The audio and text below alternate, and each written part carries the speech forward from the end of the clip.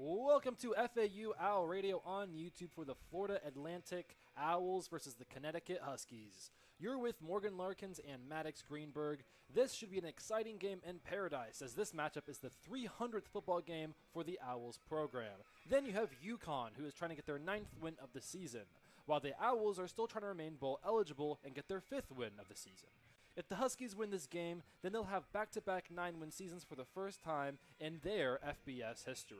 When talking about UConn, their big three must be mentioned. Quarterback Joe Finiano has 3,000 passing yards, 25 touchdown passes, and only 1 interception on the season.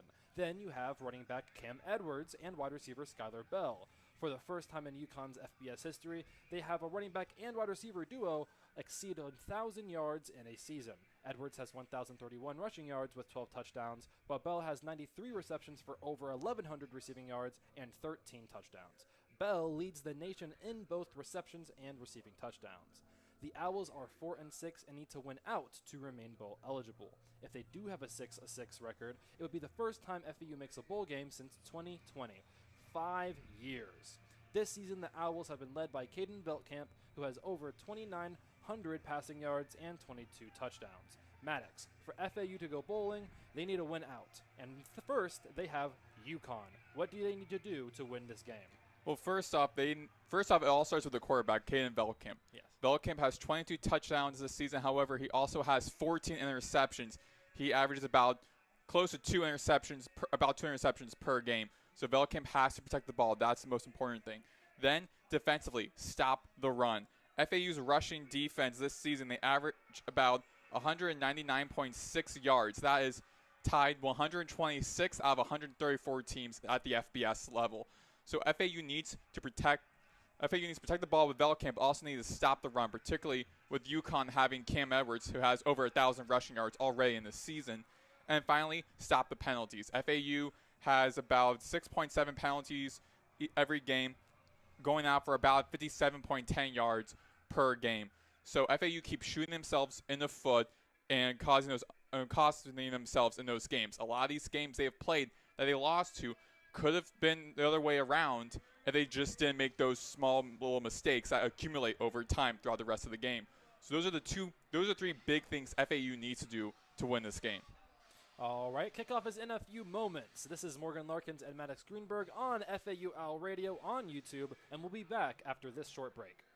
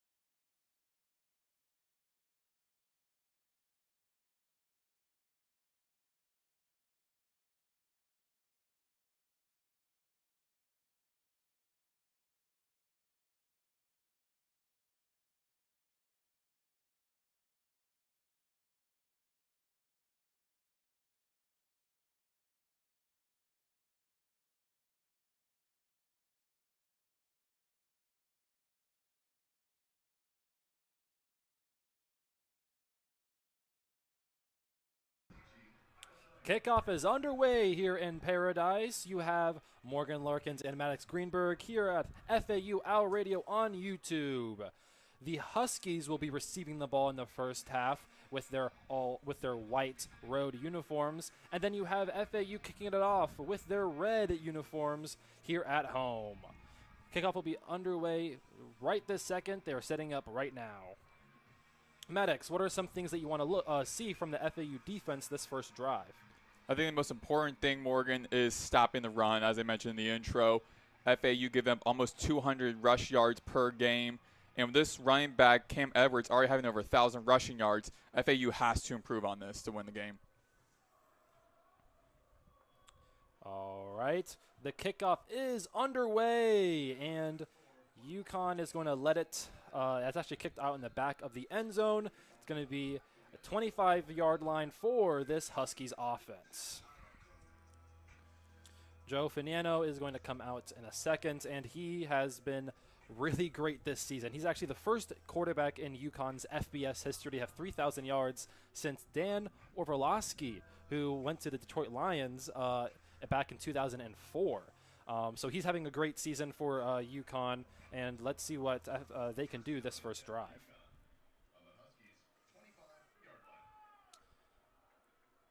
Skylar Bell is in motion for UConn. Ball is snapped. Finiano throws it to Skylar Bell, who goes up the left sideline. He could go all the way. He has one man to beat, and he is pushed out of bounds at about the 30-yard line. They're going to say the 35-yard line. My apologies. Their first play, and it's already a huge gain by this UConn offense. And that's not how you want to start things off for FAU. No one deep in the backfield was open except for Jaden Sweeney. He was all the way in the back, which resulted in him going almost like a Pythagorean theorem type of play, going diagonal to stop Bell at the sideline on the far side, all the way near the 35. It is 1st and 10 at the Owls' 35-yard line. UConn is already in great position to score here. The ball is snapped. Hand off to Cam Edwards, who fights for about 2 to 3 yards. It is going to be 2nd and 7 in a moment. Great stop from FAU. After having a costly first play of the game, already giving up so many yards, now trying to stop the run is what they need to do. They are in pistol. UConn is in pistol formation. They have a man in motion. The ball is snapped. Another handoff to Cam Edwards. Bounces it to the left. Goes up the middle. He knocks a man down and is going to fight for the extra yardage. That's going to be about a 12-yard rush. Now they're at FAU's 20-yard line. They are going to be in the red zone for the first time this game. And they're already doing the opposite of what I just said, which is stopping the run. They had no one in that open middle, which Edwards stopped his trajectory going right, saw the opening, and went for it, and got the extra yardage and got a first down. FAU needs to prevent that. Finiano has no one behind him. He's an empty right here. Everyone is spread out. The ball is snapped. He is looking. He throws it to. Oh, the ball is. It looks like Honig ran into his receiver to Cam Edwards, and the ball was knocked down. That was in the trajectory of Cherez Reed at the near side numbers, and he got a great stop preventing Honig from getting into the red zone. With 13 minutes remaining in the first quarter, it is 2nd and 10 for the UConn Huskies offense. The ball is snapped. Handed off to their running back, who gets nothing, or maybe 1 yard, and another great stop by Stolsky.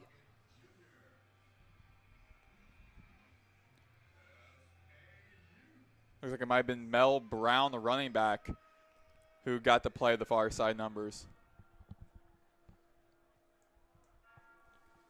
It is now 3rd and 11. They actually lost a yard on that previous play.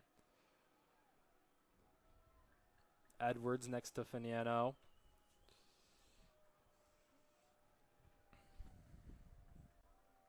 The ball is snapped. He steps back. He's looking. He's going to throw it to Hansen, but the ball is thrown behind him, dropped, and here comes the field goal unit. Trying to find a receiver open the middle. Just couldn't get to it. FAU was applying pressure defense. This is good for FAU to kick things off. Having a costly mistake in the beginning of the game, allowing that large 40-plus run by Skylar Bell down the sideline, and now preventing from UConn from scoring early in this game.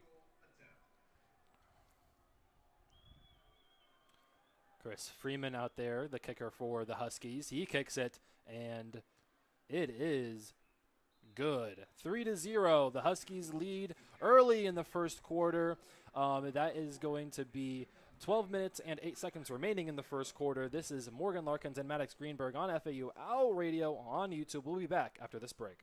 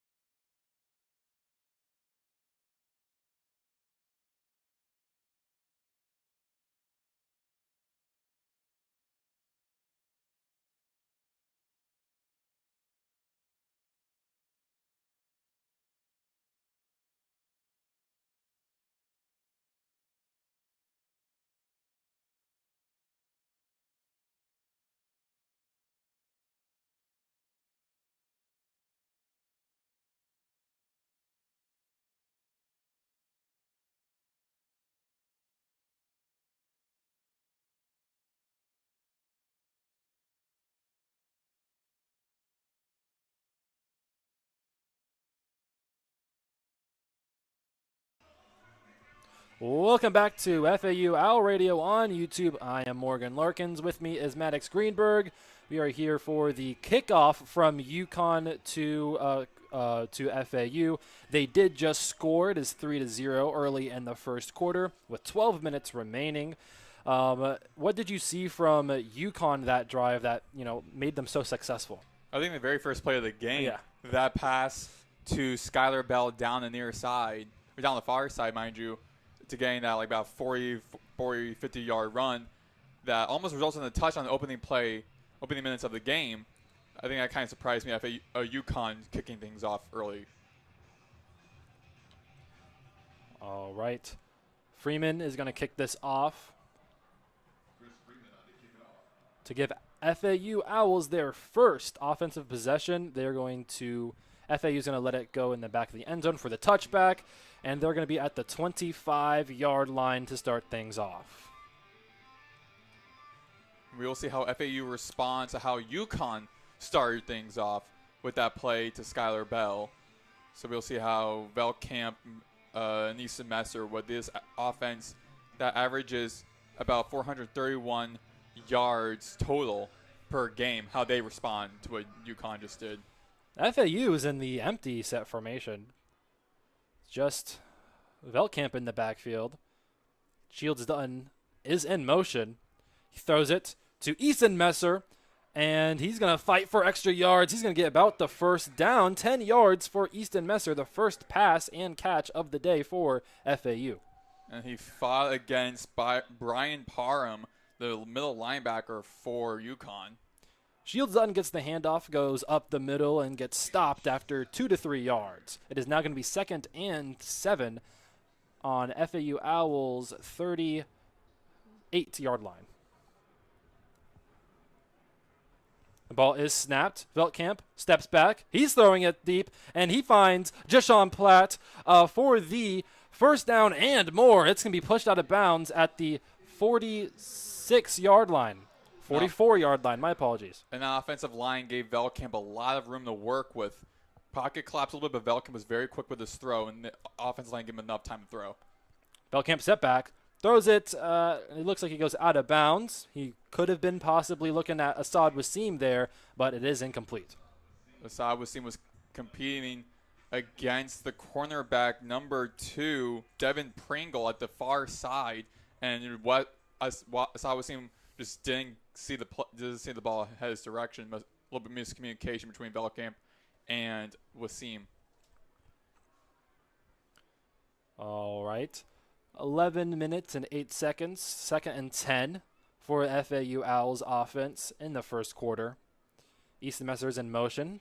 The ball is snapped. Velkamp is going to throw it to Shields Dutton. Shields Dutton is going to make a move. He's going to go up the sideline. He's going to get a first down and more. And Pringle missed that tackle to Shields Dutton, which resulted in Dutton finding, again, that extra space, extra room to work with to get extra yardage. They're going to hurry up the offense right here. FAU is very quick this season at offense, very quick tempo.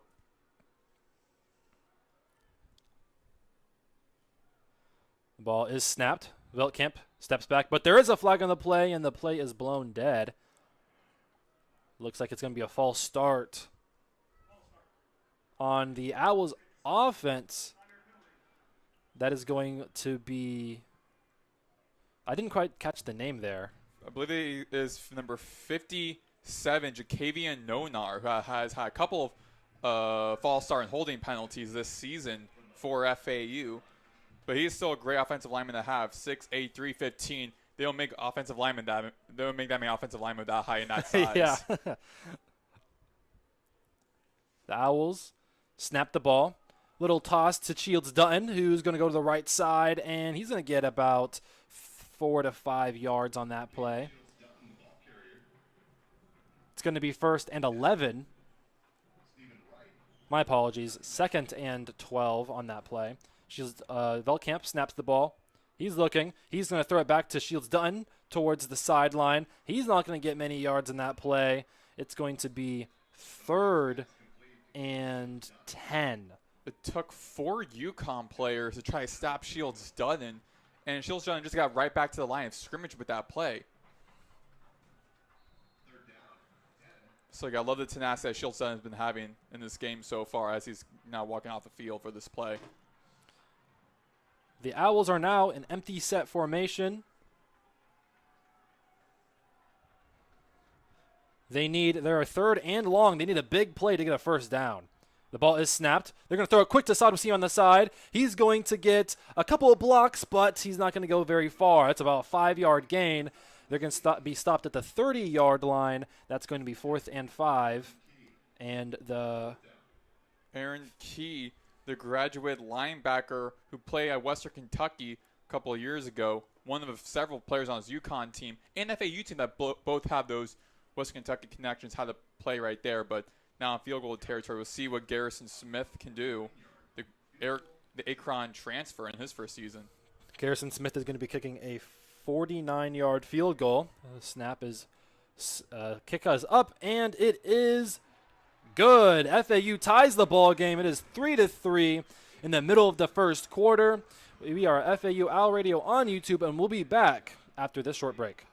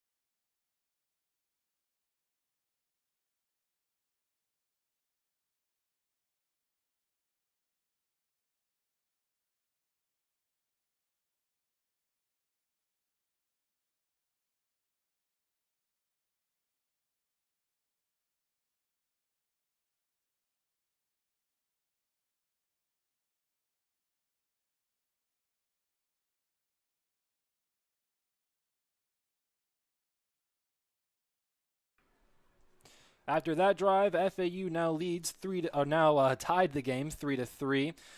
I am Morgan Larkins. With me is Maddox Greenberg. FAU Owl Radio on YouTube. FAU is about to kick it to UConn for their second offensive possession of the day. What does FAU's defense need to do to prevent UConn from scoring points this drive? Again, I think kind of the same thing for this entire game, just trying to stop that run. They also, I think, have now work on their secondary because a 40-yard opening pass from Vignano to Skylar Bell to kick things off. FAU wasn't prepared for that, and they weren't set defensively. So now you got to keep an eye, because again, it's difficult because you got to keep an eye on offense. It has a 1,000-yard receiver and a 1,000-yard rusher. Yeah. So I think still the most profound thing is trying to stop that run for FAU. But always keep your eye on number 1, Bell. Yes. And Bell does what UConn does with Bell a lot of times. If they throw it behind the line of scrimmage or he's in the backfield, they do some trickery with him, and they do yards after the catch.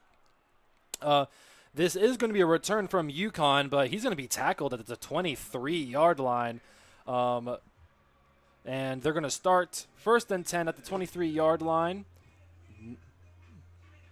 with 8 minutes and 40 seconds remaining in the first quarter.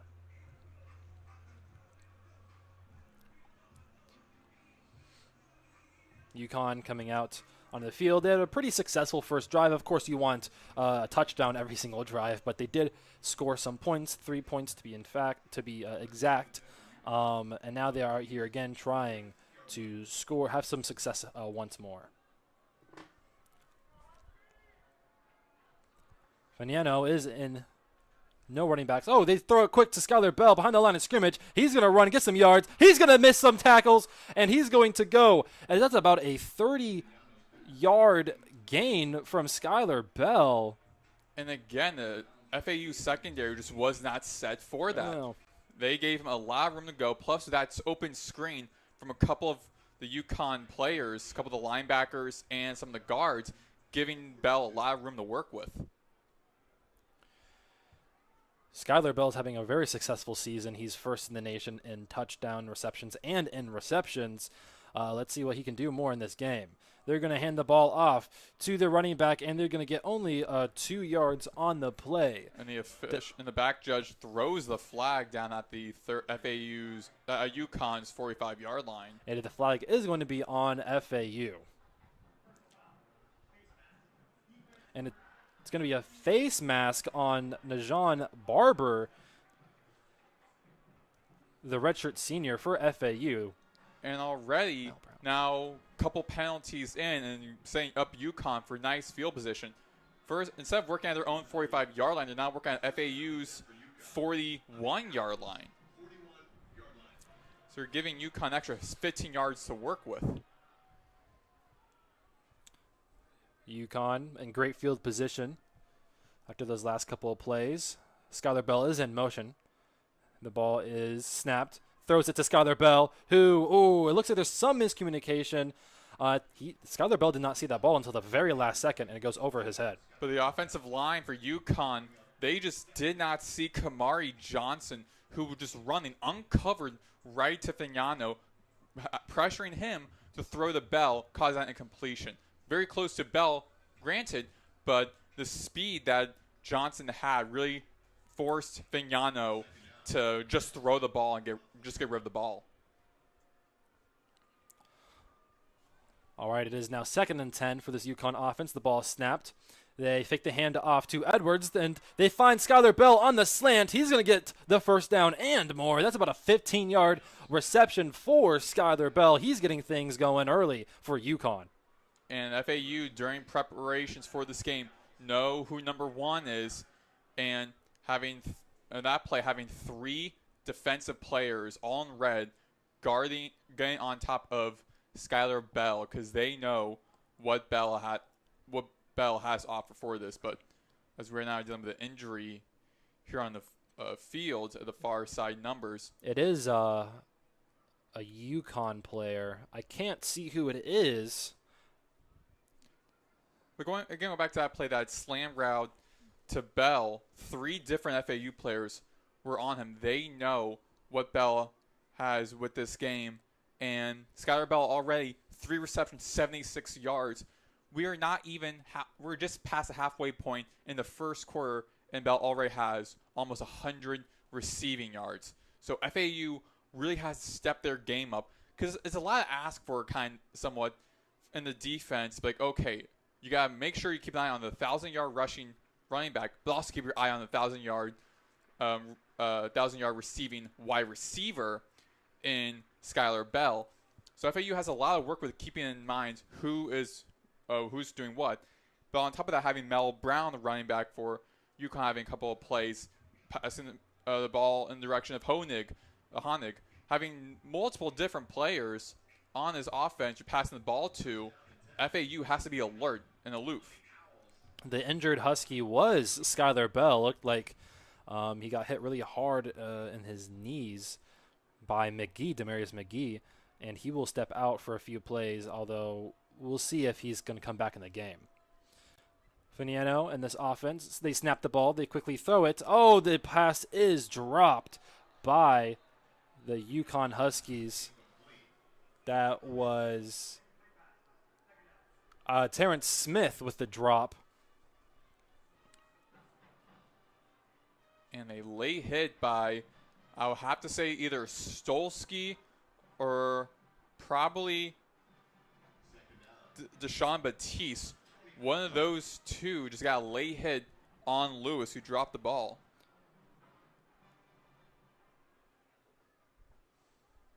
UConn 2nd and 10, over 7 minutes remaining in the first quarter. The ball is snapped, handed off to Edwards, who will get stuffed, and he's not going to get, maybe he gets 1 yard on the play. It's going to be 3rd and 9 for the Huskies offense. 6 minutes, 50 seconds remaining. They're going to have to throw it down the field without Skylar Bell in the lineup, as he just came off the field with an injury. Well, they also have number 13, Chris Parker, has over 100 receiving yards. Same with Alex Honig, their tight ends. They have a couple weapons to work with to see how FAU responds on 3rd down. Finiano steps back. He's looking. He throws it down deep. He has a man open, and that's a touchdown for the UConn Huskies.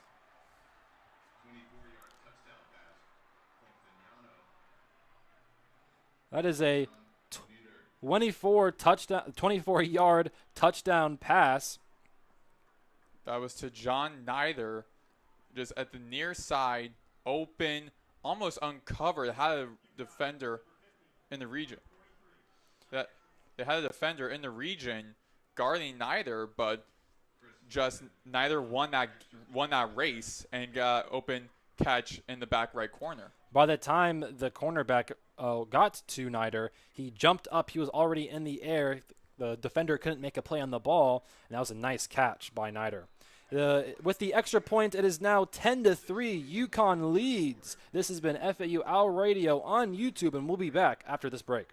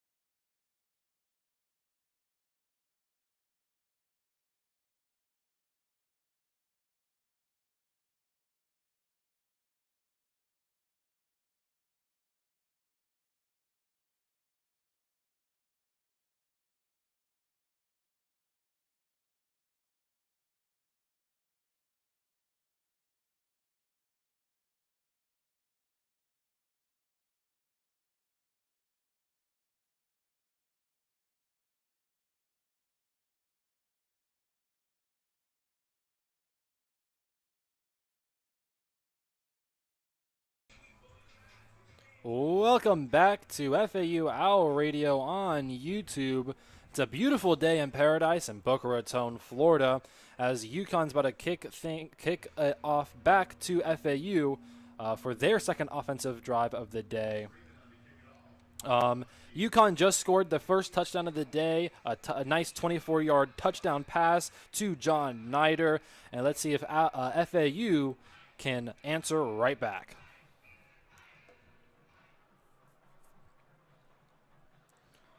Chris Freeman going to kick it to Platt, who's going to get the ball. He's going to start running. He's going to run left field. He's going to go up the sideline, make some men miss. He's going to get to the 30-yard line. And the Owls will have a nice little return to start off with for their offensive drive. That's a great way to start things off for FAU coming out of that 24-yard touchdown from UConn. When your defense is struggling, is really putting a lot of pressure on the offense to score. Because it seems like as the offense that the first two drives UConn had offensively, they scored points. So now seems like the defense not going to help us so much. We, the offense, have to score. We have to put the team on the board here. Because it seems like the defense not doing so much to help. 1st and 10 on the 30-yard line. FAU snaps the ball. Veltkamp throws it to Dominique Henry, who's going to get the first down and more. That's an 11-yard reception. Great seam pass to Platt. Sorry, it was seam. The ball is snapped. Veltkamp throws it to Henry, but the ball is batted down by UConn. That was Cam Chadwick, who leads the team in interceptions with 4 on the season.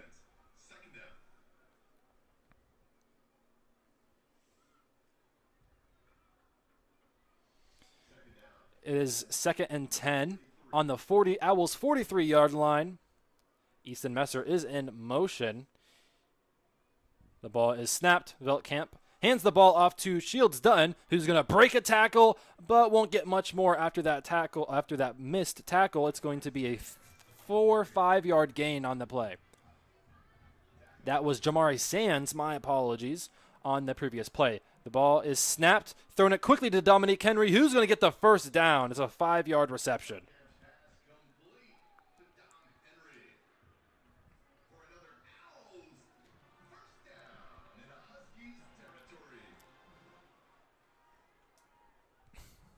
It is now on the 48-yard line in UConn territory. The Owls are moving pretty quickly with 5 minutes and 10 seconds and counting left in the first quarter. The ball is snapped, handed off to Jamari Sands, who's going to look for a hole but doesn't find any. He gets stuffed after getting 2 to 3 yards. UConn read that play perfectly. They knew Sands was going to get the ball, and they just applied the blitz and sent all their players towards him. Ball is snapped. Veltkamp steps back. He's surveying the field, trying to find something. He has to move around in the pocket and throw the ball away. There was a lot of pressure on him that time on that play. Ben Smiley just diverted the left tackle and got straight into the face of Veltkamp. It's similar to what Kamari Johnson did on the previous UConn drive, where uncovered going straight to Fagnano, pressure him to throw the ball. UConn did the exact same play there. It is now 3rd and 8. Veltkamp on the 45-yard line, UConn territory. The ball is snapped. Quickly thrown to Assad Wasim. He's going to get a first down, possibly. They're saying that he is a 1-yard short. That's short. That is a 7-yard gain.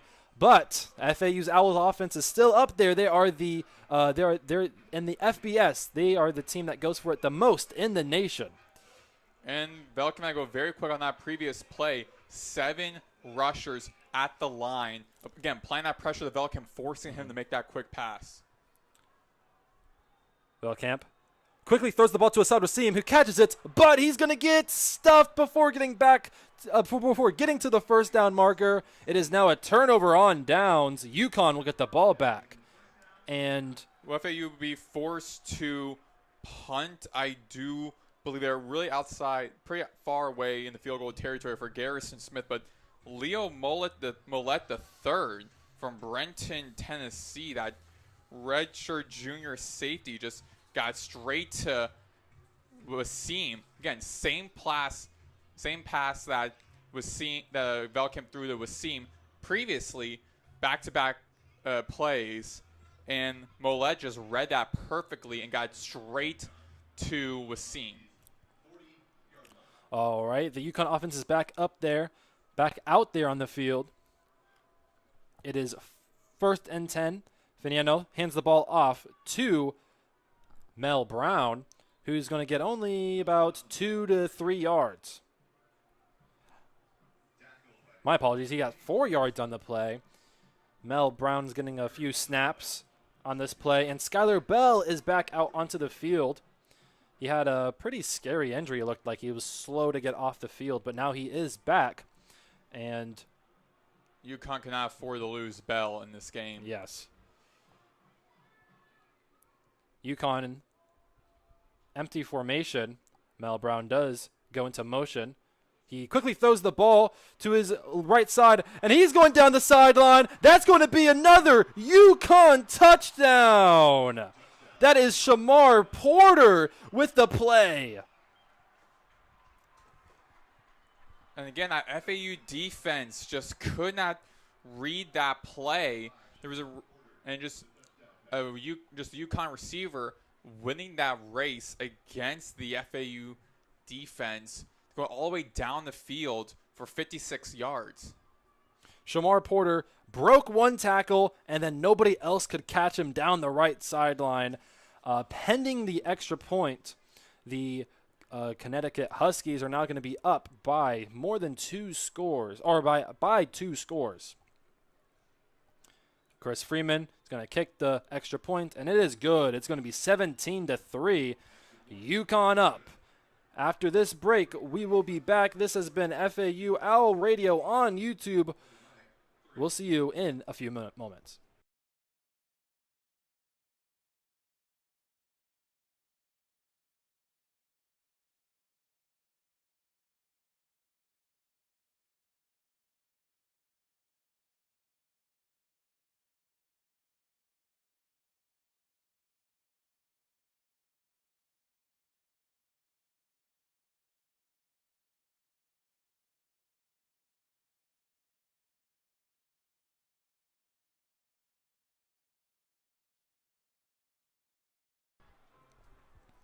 Are UConn's going to kick it back to FAU after that quick offensive drive?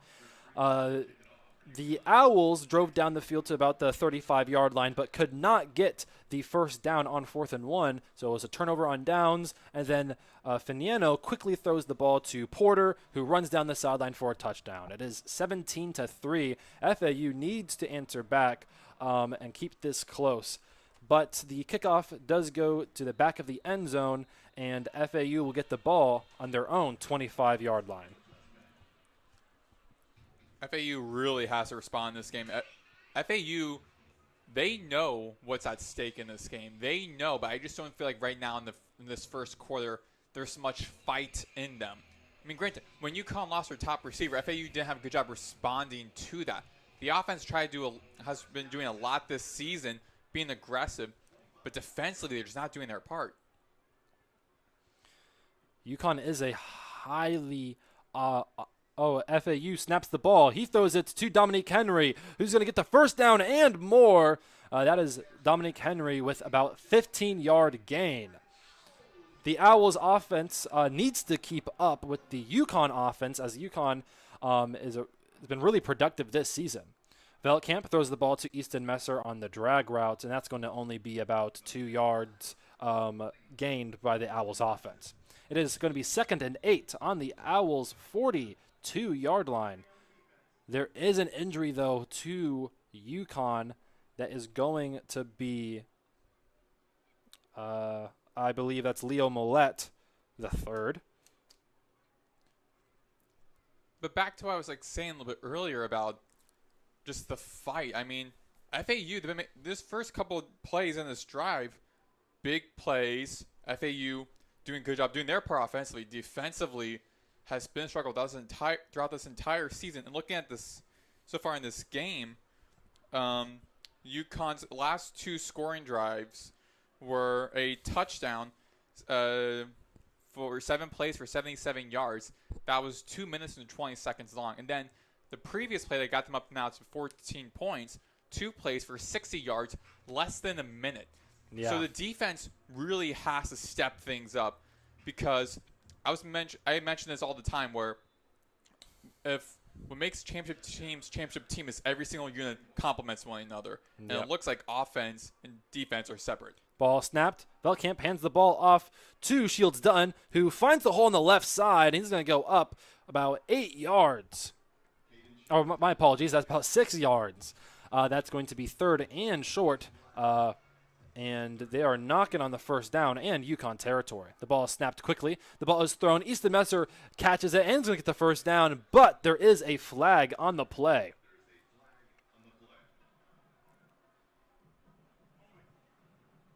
And another penalty by the FAU offense, and it's going to be holding.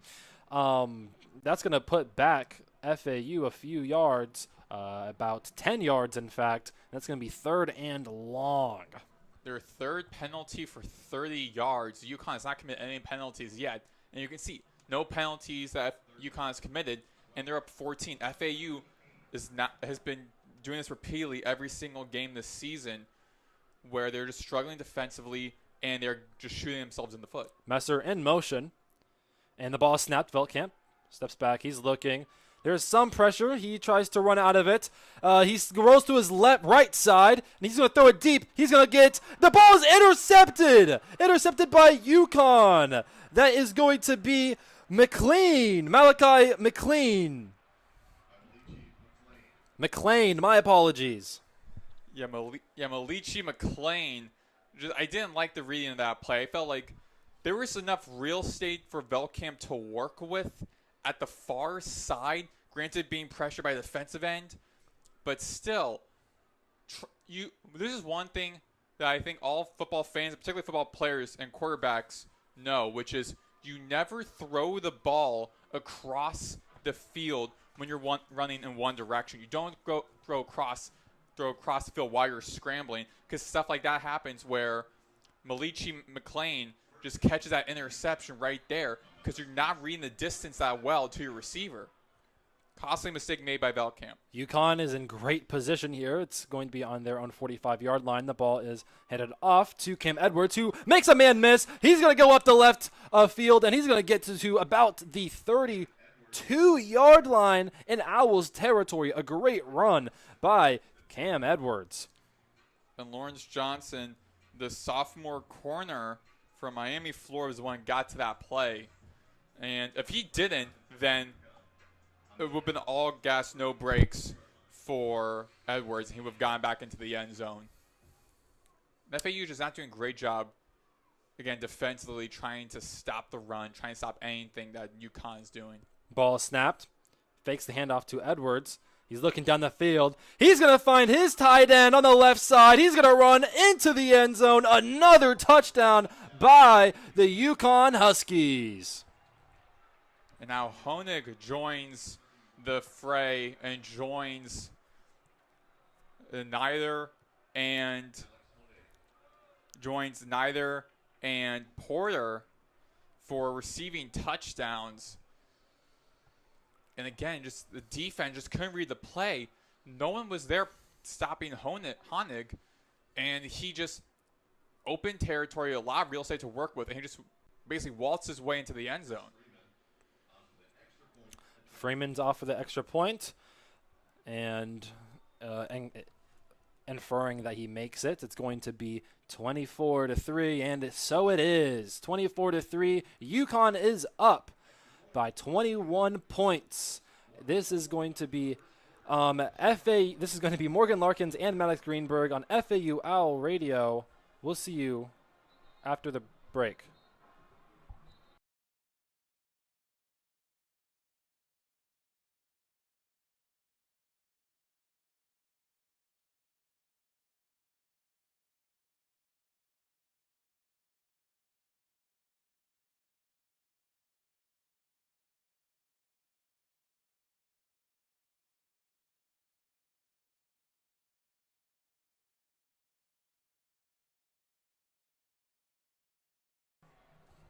All right, we are back after that short break.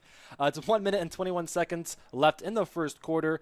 UConn's putting it on FAU really early here, 24-3. They're going to kick it to the FAU Owls. Let's see if the offense can try to get the Owls back into this game before it gets away from them. Freeman kicks it off, and it's going to go in the back of the end zone. That's touchback. The FAU offense will start at the 25-yard line.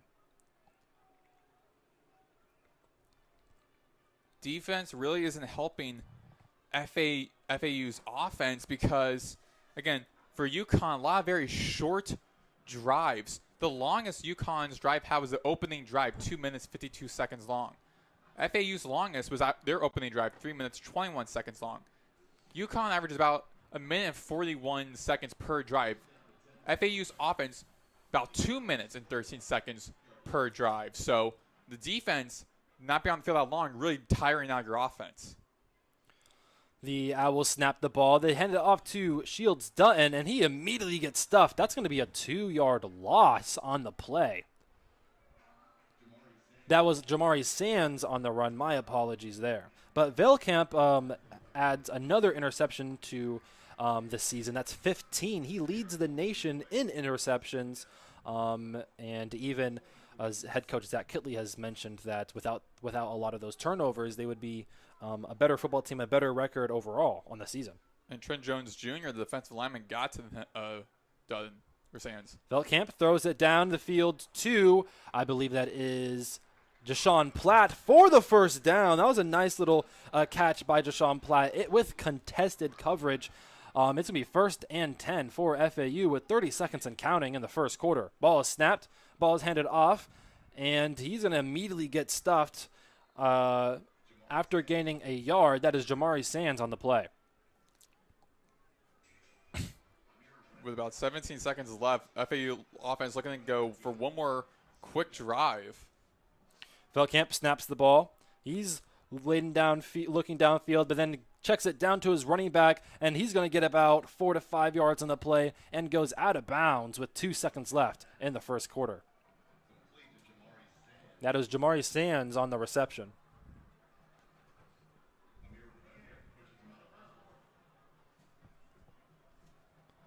They're going to signal that that is the end of the first quarter. We'll be back for the second quarter after a few moments. This is Morgan Larkins and Maddox Greenberg on FAU Owl Radio on YouTube.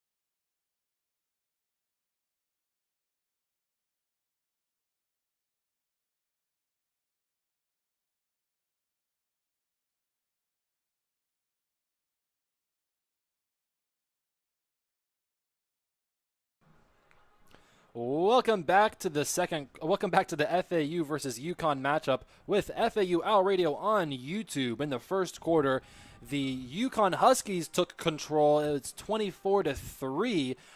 There was a costly turnover the Veltkamp made that led to another touchdown, a turnover on downs, so multiple turnovers in the first quarter, which has been really the story of the FAU's team this entire season. Veltkamp is going to throw the ball to the left side to Asad Wasim. He's going to get a first down and more. That is going to be... Now the ball is going to be put on the Huskies' 45-yard line. They are in UConn territory. The ball is snapped quickly again. He's looking down the field. He's surveying. He's going to check it down to Jamari Sands. He's going to make a man miss. The defender tackled him at the ankles. And that's going to be a 5-yard gain. FAU in the hurry-up offense right now. The ball is snapped, given to Easton Messer in the backfield. He's going to run and get some yards. He's going to make men miss. He's going to go down the sideline. That is a touchdown. FAU, they start things strong in the second quarter. Great way to respond for FAU. And that's what they needed to do. It's incredible because FAU's offense looked pretty tired because I was mentioning this during the break. When your defense is having the opposing team's offense on the field for just a short amount of time, is making you, as the offense, more tired and more exhausted, more tired, and working with a lot more, making a lot of costly mistakes like Veltkamp made in the first quarter. But great way to respond on the second play coming out of the first quarter where, again, giving them 24 points offensively. Offensively, when they're, again, doing pretty good. And this offense is very much of an enigma to me because a lot of them are doing really great offensively, but again, a lot of these mistakes are hurting them. The extra point is up and good. Now it's 24-10. FAU will try to inch closer to UConn and try to take back the game. We'll be back after this media timeout, and this has been FAU Owl Radio on YouTube.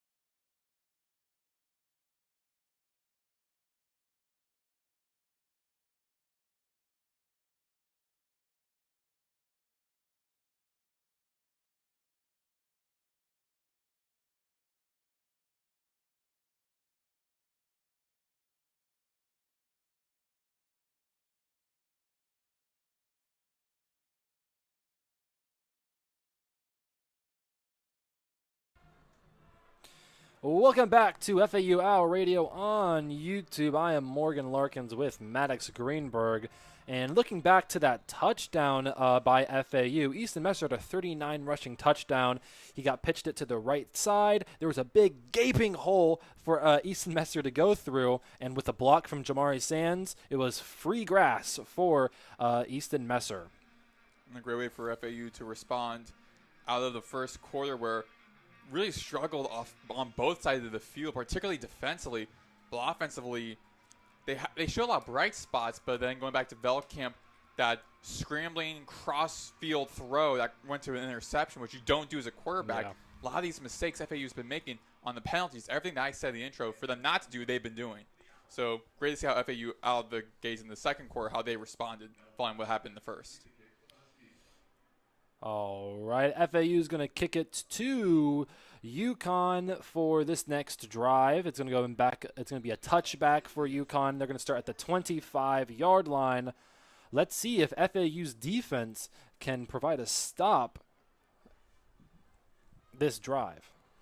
I think they need to. I mean, you don't want to be going to half and seeing that you only have under 20 points. Let's say if FAU keeps this the trajectory going, and they put another 7 on the board, but having UConn bringing up by like almost 40 in the end of the first half. You don't want to have that happen. Yeah. So FAU's defense has to respond, and I mean they're being led by their first-year defensive play caller and Brett Dewhurst.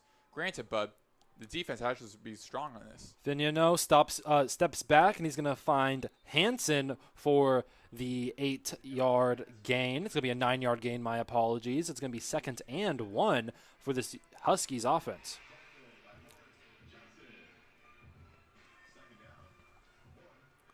And you mentioned the FAU defense needing to step up. However, Fignano doesn't really make mistakes. Only 1 interception on the season. That was last week against Air Force.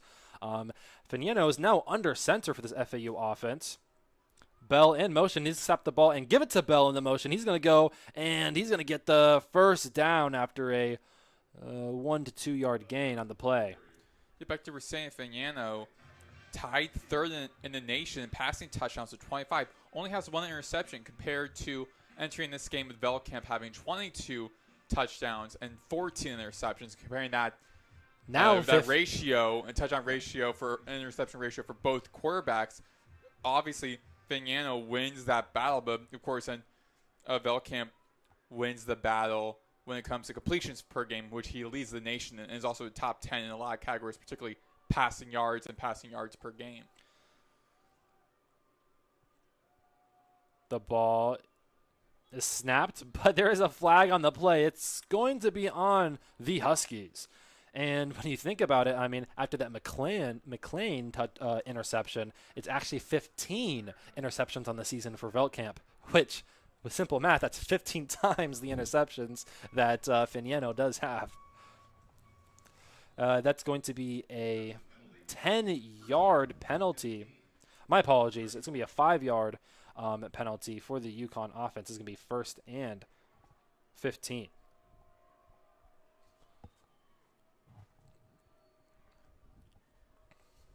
Ball is snapped. Fignano drops back. He's going to check it down to Bell, but he's going to get nothing on the play. It's going to be 2nd and 15. And like back to what you were saying earlier, I mean, entering this matchup, Fignano had almost 2,700 passing yards, with Veldkamp having over 2,900 passing yards as well. So you expect a lot of fireworks heading into this game. Just how the defenses respond to it. And again, UConn's defense is just playing terrific versus FAU's. Fignano, the ball is snapped. He hands it off to his running back. That is going to be a 3-yard gain on the play. That is Kamari Johnson with the tackle from FAU. It's 3rd and long, and this is what FAU defense wants. They want to stop them quickly so that FAU can get the ball back and try to get back into this ball game. UConn, they are 43.2% on 3rd down conversions, 42nd in the nation. FAU, 42.60%, 102nd in the nation. Ball is snapped. Fignano drops back. He's going to throw it to his man, Porter. He's going to get a 1st down and more. Wow. What a play by Fignano and this UConn offense.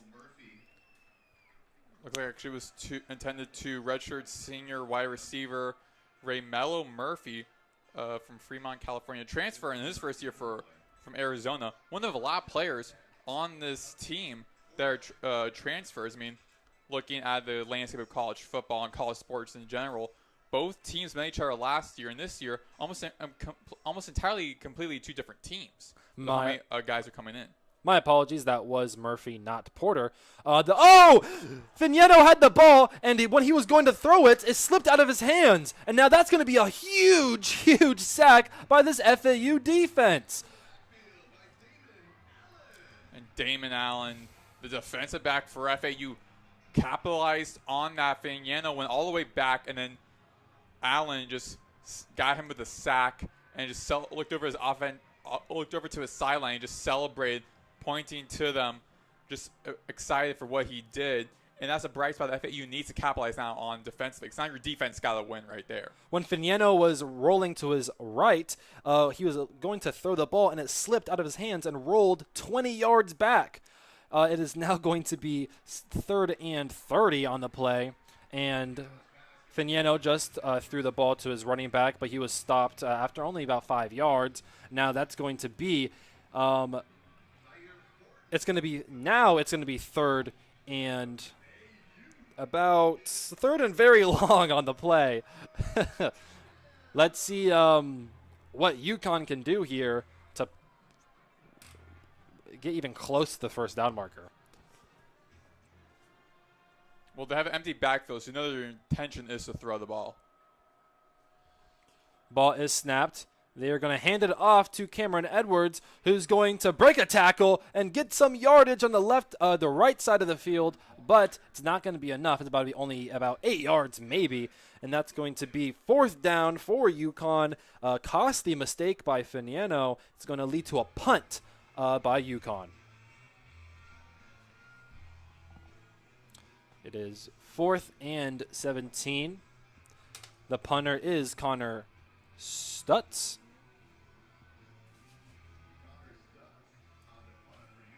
And that is Easton Messer in the back getting ready to receive this punt for the FAU Owls. Ball snapped. Stutz punts it. And it's going to be a touchback. The Owls offense will start at the 25-yard line. It has been FAU Owl Radio on YouTube. We'll be back after this break.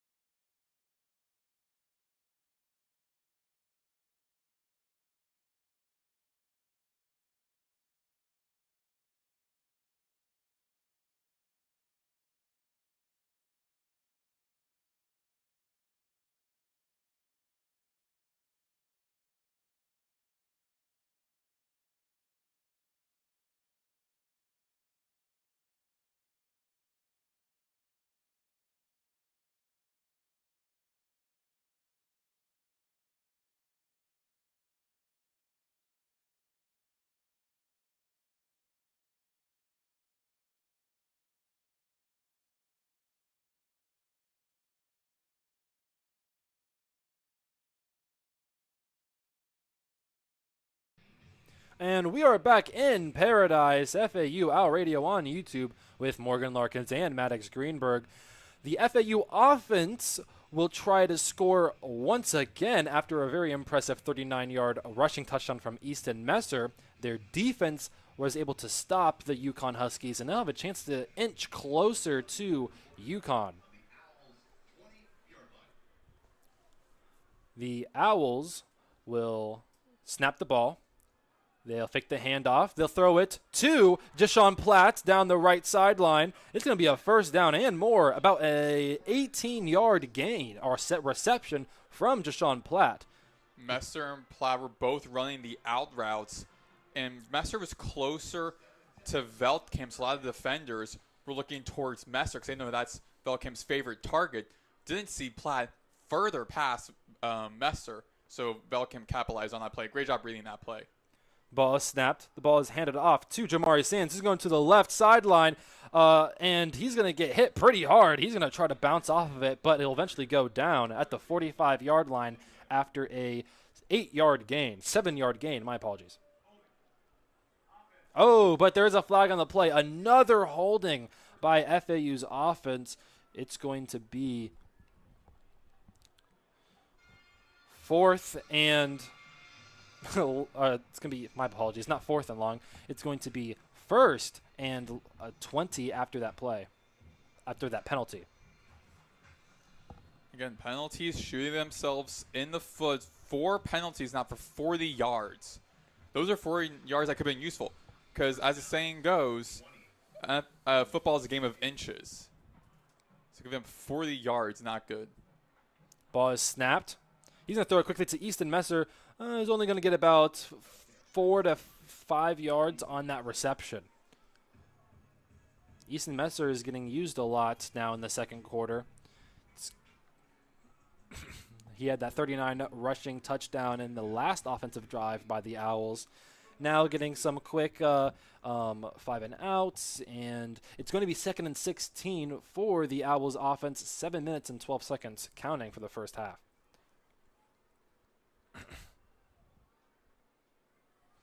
The ball is snapped. Veldkamp steps back. He's looking down the field. He's going to throw it deep to a wide open Asad Wasim, who's going to catch the ball, but he can't stay in bounds. What a throw and catch from this FAU Owls offense. And Veldkamp got wrapped around by the ankles by Amir Renowick, the linebacker, went straight to Veldkamp. Again, applying that pressure to Veldkamp, that quick throw, but also trying to divert his pass by grabbing by the ankles, forcing him to fall on the ground. Now the Owls on the 37-yard line in UConn territory. They're going to hand the ball off to Jamari Sands, who's going to go up the middle. He's going to ran right into a defender, but will be taken down after getting 6 to 7 yards on the play.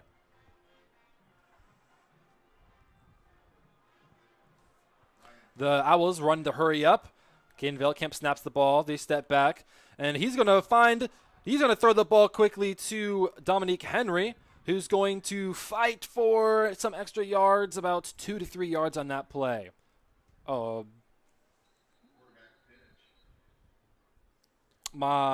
There is a Huskies player down on the field.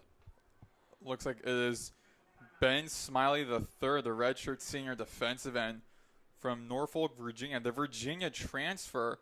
They can't afford to lose him. 11 games this season, 19 tackles, 1.5 tackles for loss, 1 quarterback hurry. He's been a vital part, an outspoken player for that defensive front for UConn. And we saw Bell get injured and banged up and missing a couple of plays. FAU didn't do a good job capitalizing on that. But now, if Ben Smiley's out for a couple of plays, defensively, FAU has to respond offensively, particularly when you're yards away from inside the 20-yard line. You have to capitalize on that. Because FAU, they can't afford really a field goal, in my opinion. They can't afford a field goal because they're still going to be down by double digits. You go for a touchdown, you're keeping this within back to a 1-point game, getting close to half. FAU needs to score a touchdown on this. With Ben Smiley out, seems like they're have a good chance to do that and get a score. Ben Smiley did walk off the field off of his own volition, but now the FAU offense is back out there. Easton Messer in motion. He's going to get the ball. He's going to try to make a man miss. He bounces off a defender. He's fighting for the extra yards, and that's going to be a first down by the Owls. Easton Messer really getting things going in the second quarter. And it looked like Umar Diomande, the linebacker for UConn, grabbed his helmet for a second. Velkamp snaps the ball, and he's going to throw it to the ground next to Jashawn Platt. Almost got picked up by Cam Chadwick, who you don't want to throw the ball to him. He leads the team with interceptions. Yes, he's one of the top of the nation in interceptions, so you don't want to throw that ball to him. But again, towards the ground, didn't really hit the ground before it went into Chadwick's hands, but still Chadwick wanted to try to capitalize on a possible play there and a possible turnover. Shields Dutton is now in for Jamari Sands, but he's going to motion out towards the sidelines. Velkamp in empty formation. The ball is snapped. Velkamp steps back. He's going to quickly throw it to Asad Wasim in the back corner of the end zone, but it's going to go right over his head. That is an incompletion for FAU. They drew that play for Wasim in the slot, go directly to a slant route to the corner of the end zone, but Velkamp, I feel like went a little bit too quick on that play because Wasim still had time to go to get into that position. Velkamp been very quick on that. Misread by Velkamp on that part. It is 3rd and 10 on UConn's 17-yard line there in the red zone. The ball is snapped. Velkamp steps back. He's looking. He's going to get instant pressure. He's going to roll to his left. He's going to run for this. He's going to run down the left sideline. He's going to get the first down. He's going to jump over a defender and get the touchdown. Wow! That is Caden Velkamp with a crazy run.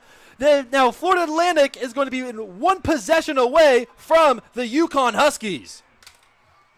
I believe that's his first ever rush touchdown this season, and they remind me a lot of Cam Newton, kind of going Superman diving over over the defenders at the goal line. He just went vertical. Definitely gave Kidley and everyone on the FAU sideline a heart attack for a moment, but glad he stood to his feet almost immediately afterwards. Risky play, but again, working with that real estate, having Messer providing the screen in the very corner of the end zone from the UConn defender. No UConn players were there expecting that from Velkamp. Velkamp capitalized on it and improvised and resulted in the play in a touchdown. Now FAU is within one of being a one-possession game, or within one of tying. Wow, that was a great pocket awareness by Caden Velkamp as well. Garrison Smith does kick the extra point. It is now a 7-point game, 24-17. FAU crawling its way back and making this a one-possession game. We will see what UConn does after this short break. This is FAU Owl Radio on YouTube.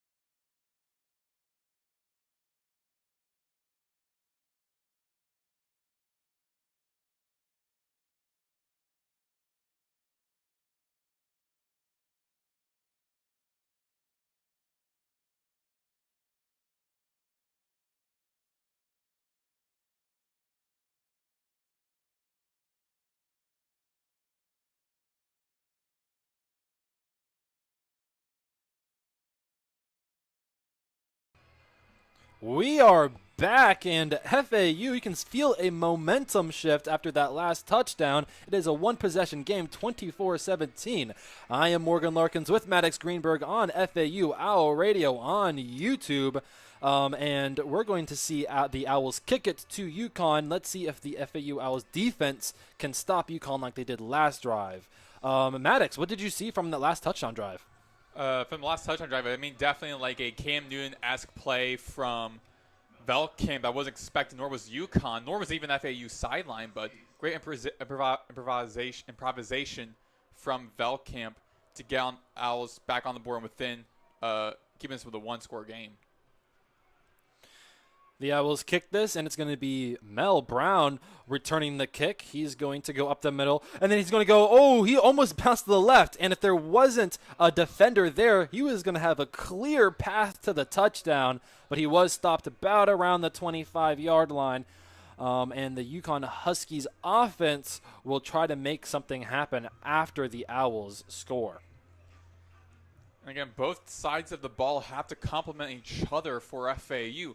The defense has been doing a pretty good job as of late in this second quarter, causing a couple getting a turnover, and FAU then capitalizing on that again on the board. FAU scoring the last 14 points, so now UConn is kind of have their backs up against the wall.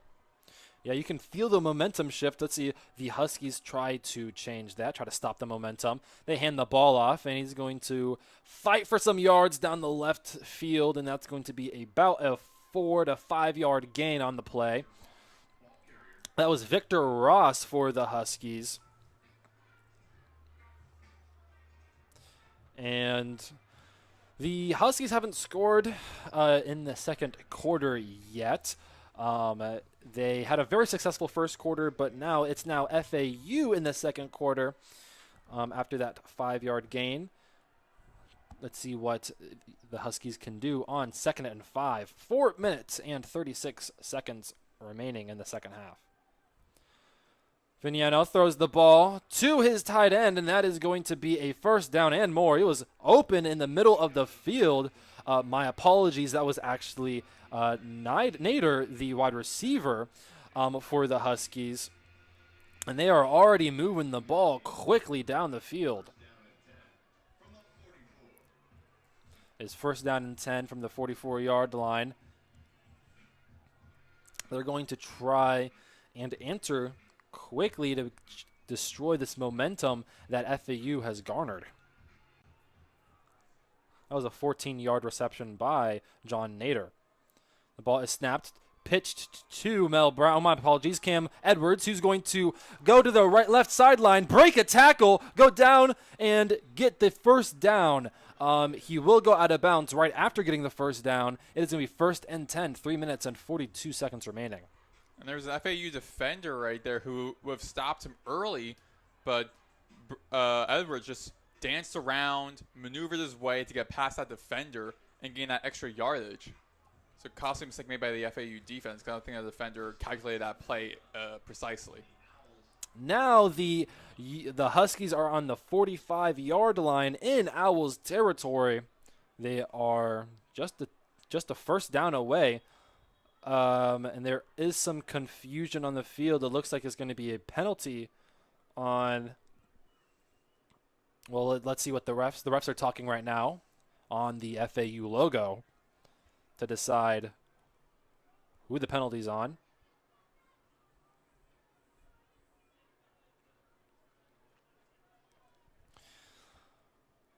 The Huskies' high-octane offense has been really successful today besides that last drive. The FAU defense is going to need to step up.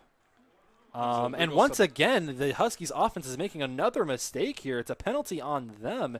They're going to move back 5 yards, and it's going to be 1st and 15. Yeah, their second penalty, and it was an illegal substitution. You see at the top, I saw at the top of the field at the far side on UConn's sideline where head coach Jim Mora was on the field yelling, directing his team to work on this substitution and work on the formation, because they also were confused as well. I thought it was going to be a delay of game, honestly, but referee saw it in a different way.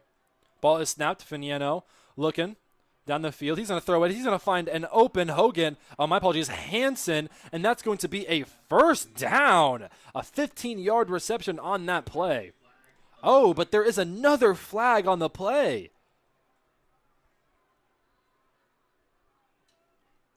The refs are discussing right now. And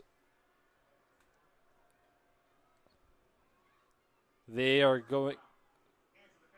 It's going to be hands to the face on the Owls. And it's going to just move the ball further down the field. And they are the Huskies are officially in field goal territory, field goal range.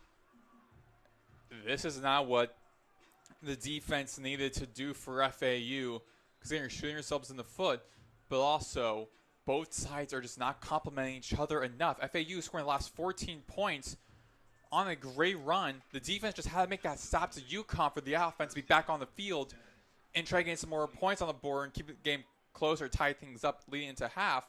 But the defense just keeps making these mistakes. Viniano snaps the ball. He's going to quickly throw it to Hansen, who's going to get wrapped on his feet, and he's going to be tackled after gaining 6 yards on the play.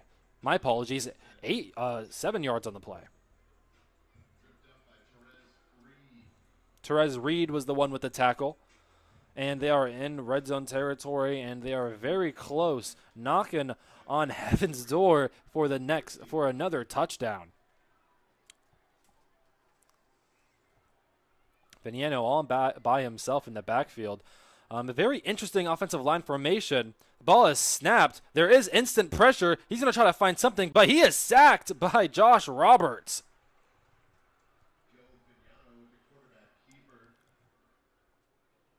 Oh, it's going to be a quarterback keeper.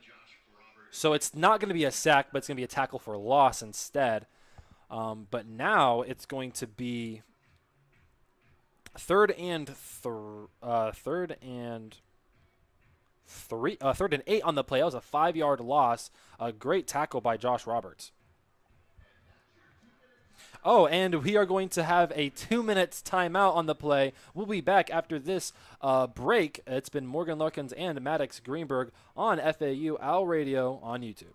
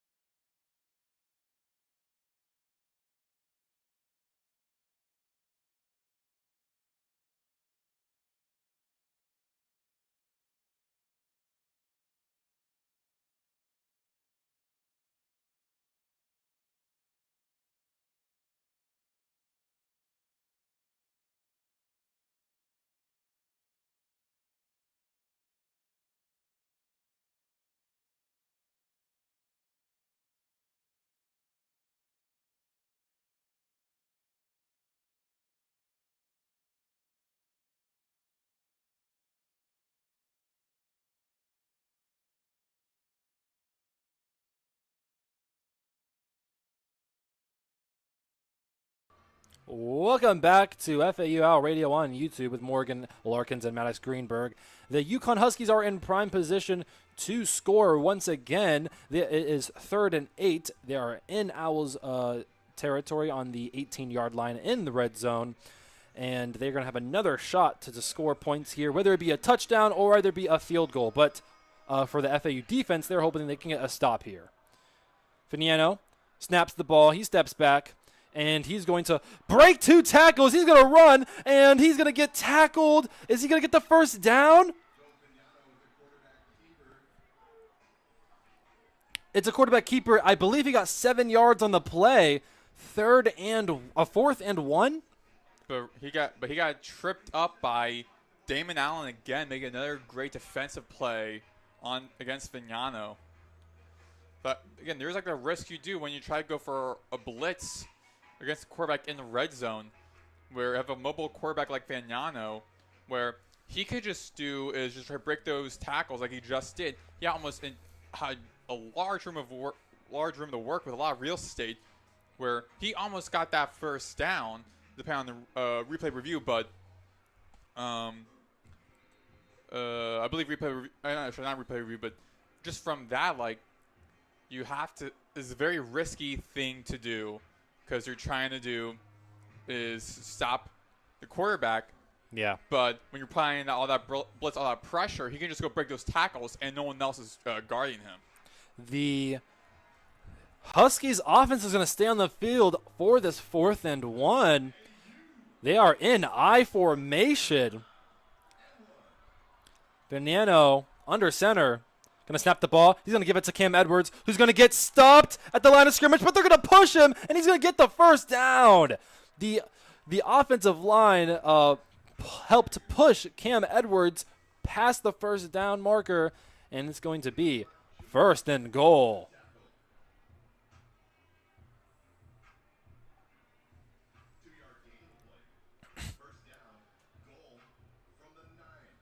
They're on the 9-yard line. 9 yards away from a touchdown.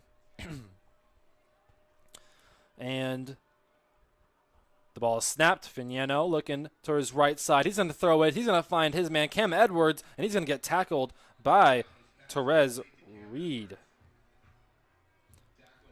They're on the 5-yard line now. That was a 4-yard reception. FAU is going to call their second timeout. All Velkamp can do is just stand on that sideline and wait. He's right there on the FAU sideline in front of their own 35-yard line, speaking to one of the coaches. And I feel like all the hard work he made with that previous play, all the hard work that he and the offense has done beginning this first quarter, and is like kind of being wiped away with his defense not doing that much of a good job trying to apply that pressure to UConn at 4th and 1. They just didn't show that hunger to try and stop Edwards from breaking the line, breaking the first down, or breaking down the 4th down marker. So it is 2nd and goal, 5 yards from the touchdown, from the goal line. Huskies offense. He's going to snap the ball. Finiano steps back. He's trying to look for something. And, the ball was almost caught for a touchdown. But that was the defender made a really great play on the and batted the ball down. That was Jaden Sweeney for FAU, the safety. He was right there, put his hand right in the chest of the receiver and popped the ball out. Vignano trying to throw a seam pass into the end zone to his receiver John Nyder, who already has a touchdown this game, and Therese Reed was all over him. And great job by Reed. It is 3rd down now. They snap the ball. He's going to throw it to Skylar Bell, who's going to get tackled by the FAU defense. Wow, they're going to force the 4th down, and now they're going to probably kick the field goal with 1 minute and 13 seconds left. they're going to FAU offense will try to score, tie the game, or not tie the game, but they're trying to score. And then they're going to get the ball in the second half so they could either take the lead, tie the game. And just like that, FAU is in prime position to come back in this game. And again, great play made, this time by Lawrence Johnson, who just wrapped Bell by the ankles for the loss of down. Again, great job by him and Jaden Sweeney on the previous play, just reading the plays perfectly to whoever was going to get the ball and try to prevent them from breaking the play and breaking the tackle and getting to the end zone. FAU's red zone defense has been doing a good job so far this game. This season, 87.80% red zone defense for FAU, 103rd in the nation. Meanwhile, for UConn, 89.60%, 33rd in the nation. Now they're going to kick the field goal attempt. That was a 2-yard loss. And they kick it up, and it's going to be good. Now, it's a 10-point game, 27-17, UConn. However, FAU does have the chance to go onto the field, score quickly, make it a 3-point game if they score the touchdown. And then out of the second half, they could score again, tie the game, or take the lead. So this second quarter was controlled entirely by FAU. Let's see if they can do one last successful drive before going into halftime. And this was the second longest drive by UConn. This drive was 4 minutes and 6 seconds long. Their previous drive was the longest, 5 minutes, 48 seconds long. So the defense has switched things up in the second quarter. Those two long drives were in the second quarter. They've done a good job in having their offense being well rested in this quarter just to try to prevent UConn, who's been on fire in the first quarter offensively, try and stop them, keep them, and drain the clock out. Only problem with that is now your offense only has a minute and 9 seconds to work with driving the ball down the field. But your offense now well rested. Freeman is now going to kick it to FAU. And the ball is going to roll in the back, outside the back of the end zone. That's going to be a touchback. FAU will start this offensive drive at the 25-yard line. They have a minute and 9 seconds to score points before going into halftime. I feel like for FAU, they have no timeouts. So what they need to do is some drag routes, some out routes, some digging routes. Just mainly more drag routes and out routes. Try and get 5, 6, 7, 8 yards, maybe even 10 yards each play, and just throw the ball and get the receivers to run out of bounds. But also try bringing the running back to run down the field a little bit, drain the clock out, but try to prioritize that clock. Your goal is to win the clock. Veldkamp snaps the ball, quickly throws it to Asad Wasim, who will get tackled as soon as he catches the ball. That is about a 4-yard reception. The Owls will go into hurry-up offense, as they should. Oh, but the Huskies will call a timeout. 58 seconds left. They have all 3 of their own timeouts, but for FAU, again, they have to do is just work the clock. They have to win that battle. They have to get a couple passes where they are running 5 or so yards and get out of bounds for the receivers. And for the running backs, once they're in good position, try to run or throw the ball in bounds and drain the clock out a little bit. But mainly, you want to do, again, the objective, of course, is getting for a touchdown. But if time isn't working on your side, wherever you're on the field, going for a field goal, you need to be in good field goal territory. Get it to around UConn's 25, 30-yard line. That should be doable, but that should be the minimum for FAU on this drive. Again, 1:03 to work with. FAU has to try throwing more passes on drag or out routes. A minute and 3 seconds remaining. Veldkamp snaps the ball. He steps back. He's looking down the field. He's going to check it down to his running back, and he's going to get the first down. That's Shields Dutton. And with the first down, the clock stops momentarily before the ball is set. So, again, good job. 57 seconds. That was 6 seconds off the clock. They have to keep this tempo moving. Ball is snapped. Veldkamp steps back. He's looking down the field. He has pressure. He's going to try to quickly throw it to Shields Dutton, but the ball is batted down. I believe that was Aaron Key who had a hand on it during that throw. It's now going to be 2nd and 10.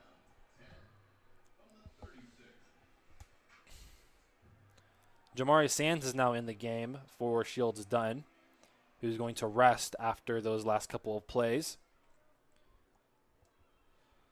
FAU needs some points here. Let's see if they can get some big yardage on this play. Veltkamp steps back. He's looking. He checks it down to Jamari Sands, who's going to go out of bounds after getting a couple of yards on the play. Maybe one. They have 46 seconds to work with. You're still, though, in your own territory. By now, you should be already past the 50. And with Sands trying to, I guess, try to juke out one of the defenders, you're losing more time on that clock. That's important. So he has to try to stay out of bounds, get out of bounds more often. But again, oh, wow. The Owls, Veltkamp is able to draw the UConn Huskies off sides. Looks like Trent Jones fell for it, the defensive lineman. Oh, no. It's actually a penalty on the Owls' offensive line. They're 6th already in the first half. 6 penalties, hurting them so bad. My apologies. That was a penalty on the Owls' offense. That's going to be a 5-yard penalty. 3rd and 14. They're going to need some big yardage on this play. Now they have to resort to throw.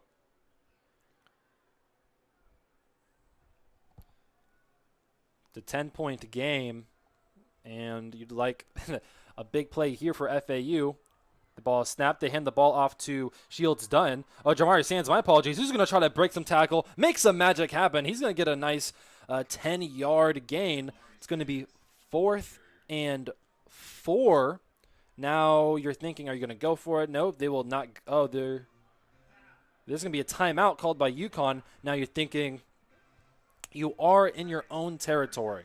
Do you go for it here, try to get the first down, try to get some points, or you're gonna which risks the UConn getting the ball back and getting some extra points at the end of the end of the half, or do you just punt it away, play it safe, and just play after the halftime? I think the fact that FAU's offense was well rested for a large portion of this game, of the second quarter, and the fact that of how they're looking as of late, past couple drives they've had, they were able to score the last 14 points. I think FAU is going to have to be risking. They are.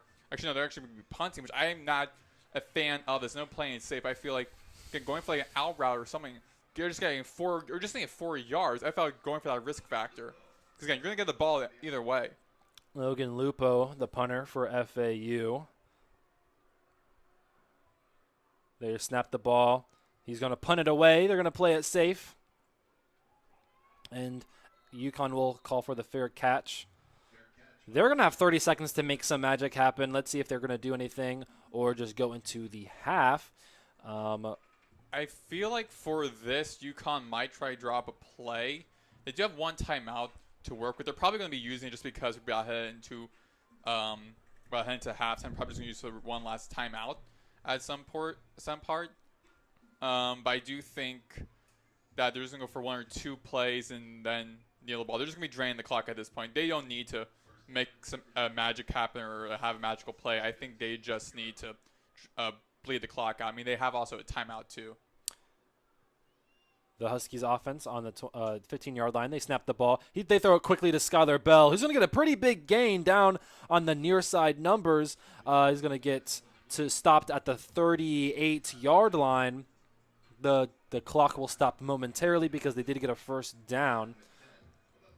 They're going to snap the ball quickly. Finiano steps back, looking downfield. He's going to throw it deep, and he's going to it looks like it was an overthrow. Therese Reed with the coverage. That was pretty nice coverage by Reed. And that is going to be Murphy walking off of the field gingerly. Looks like he has a little bit of a limp on his right foot. The time is stopped, though. They have 17 seconds. You can still drop a few plays to try to get into field goal territory here.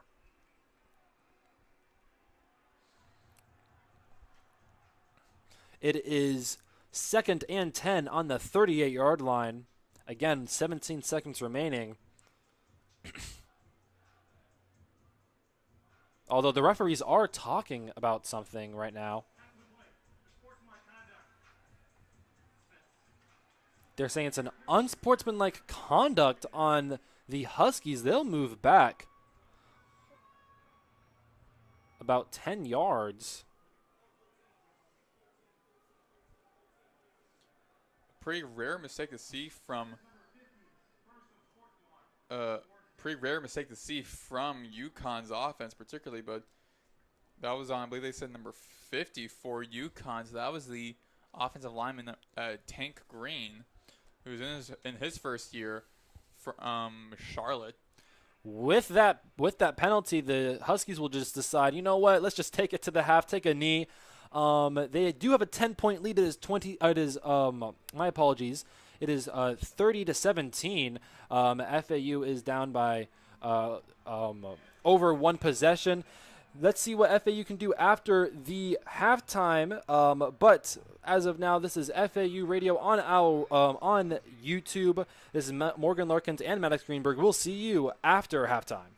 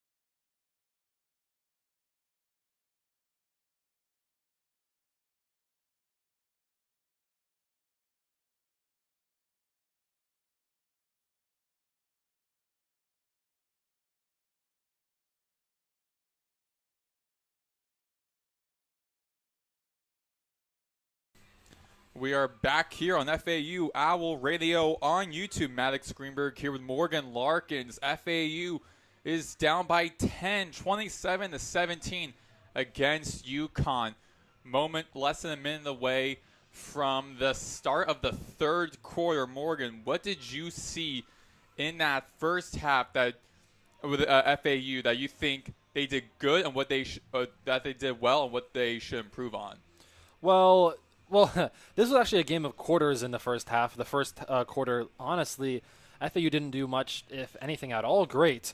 But in the second quarter, the offense was able to move the ball. They started to do some small plays with Easton Messer, and then also big plays also with Easton Messer. But they were able to actually, no turnovers on the field, not a lot of mistakes, right? And they just need to continue moving the ball down the field. Veldkamp is doing a really good job in this pocket presence, is getting away from the pressure. That was one of the things that I was worried about going to this game about FAU's offense. What they're doing bad, however, is, of course, you have the turnovers and the penalties, which has been the story of this FAU team all season long. UConn in the first quarter was just doing everything great. They were stopping FAU's offense. They were getting big plays from Skylar Bell, Nader, Cam Edwards. They were doing everything great. The second quarter, they did slow down a bit. A lot of mistakes actually by UConn. That slipped ball, that was a fumble. The quarterback was able to pick it up again, but that was still a 20-yard sack technically, and they were making a little bit too many mistakes there in the second quarter, but they were still able to score. They're still a 10-point game, UConn, and let's see what FAU can do, starting with the possession coming into the second half. UConn in their road whites, FAU in their home reds.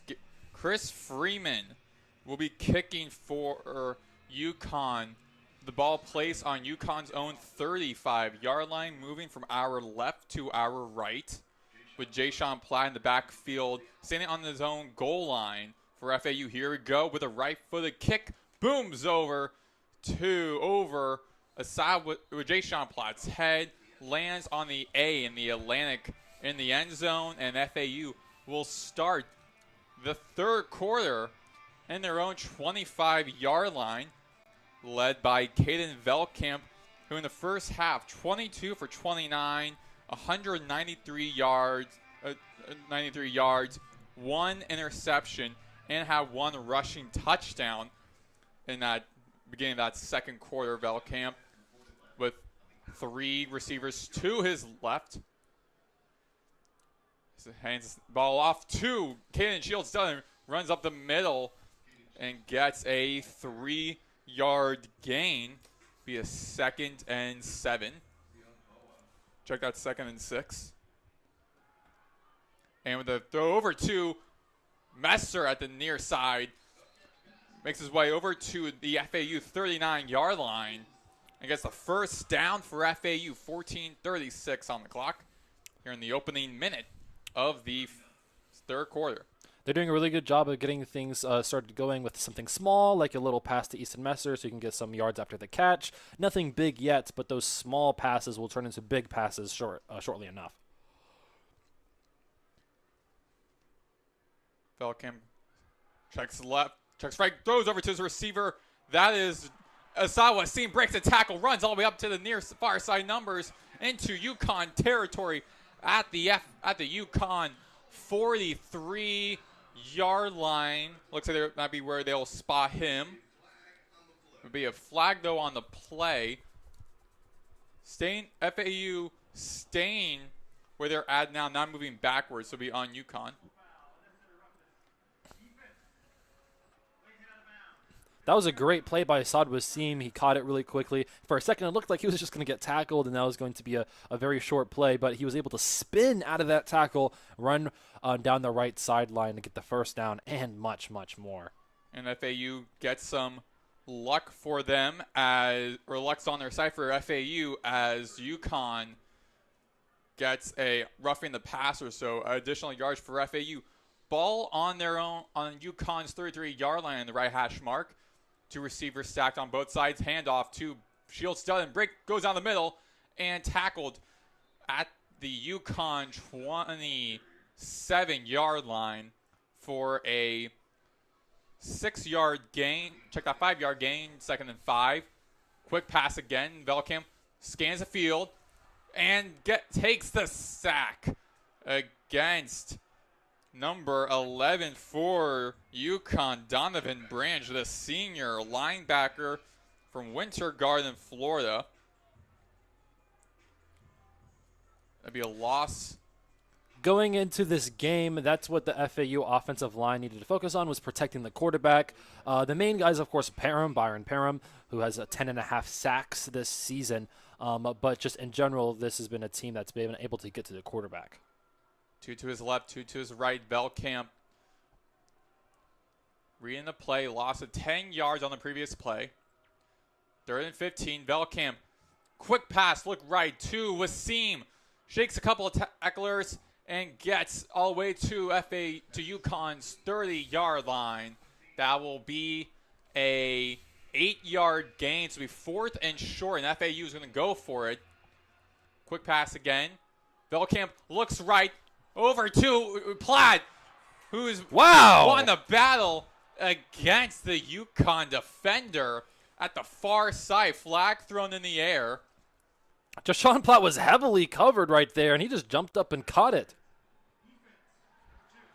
And they're going to get the foul as well. Wow. Penalty marker on Devin Pringle, the redshirt senior cornerback from Bolingbrook, Illinois. First year from Grand Valley State. Penalty markers, so additional yardage for FAU. 1st and 10 inside UConn's red zone at their own UConn's 15-yard line here in the 3rd quarter. FAU from right to left. Receiver in motion. Velkamp over to the left to Messer, who gets his way up to the middle of the field at the 10-yard line. 5-yard gain, 2nd and 5. 12-10 on the clock. And a quick pass. Velkamp throws to Messer, who, with the sliding catch, couldn't grab a hold on it. In his vicinity was Leo Millett III. Be 3rd and 6 for FAU. Ball on UConn's 11-yard line.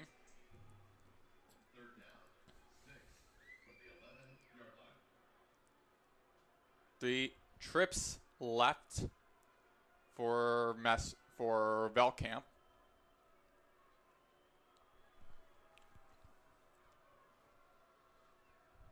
Shieldstudden to his left. Hands the ball off to Shieldstudden. Finds an opening on the left side. He makes his way open. Is down towards the end zone. Touchdown, FAU. And the Owls' opening drive results in 6. You saw right before the play happened, before the ball was snapped, he went from his left side to his right side, and then he was wide open for the touchdown. He's been really breaking out this season. Wasn't the starter at the beginning of the year, but now is. What a great play by Caden Shields-Dutton.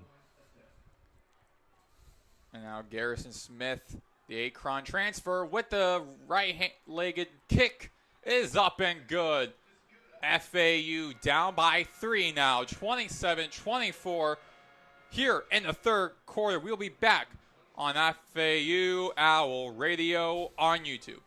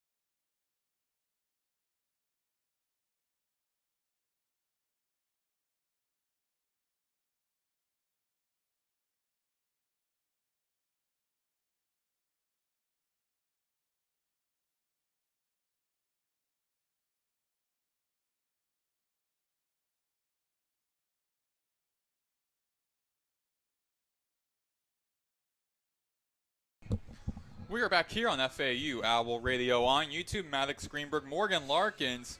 The previous play for FAU, a nine play, 75 yards, 2 minutes, 59 seconds off the clock, entering at the start of the third quarter, as Caden Shields-Studden gets a handoff to the left side and runs into the end zone for FAU to be down within by 3 to UConn. And now Garrison Smith, the guy the extra point for FAU, will be kicking. Check that. That will be Andrew Nelms, the 6'2" redshirt sophomore, will be kicking off for FAU, who will be wearing home reds. UConn wearing road whites. When Nelms be kicking at the FAU's 35-yard line. In the backfield for UConn, it will be Cam Chadwick, the cornerback for UConn.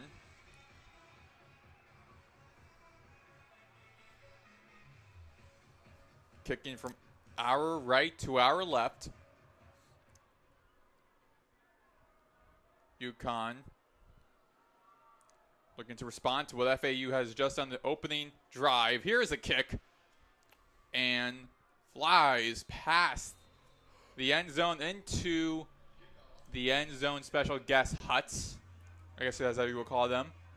27-24 here in the third quarter. FAU opened the half with a touchdown.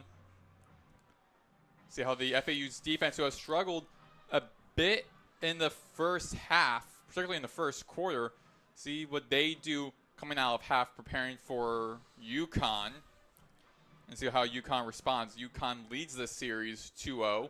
First time playing here at Flagler Credit Union Stadium. Handoff to Mel Brown with a fake.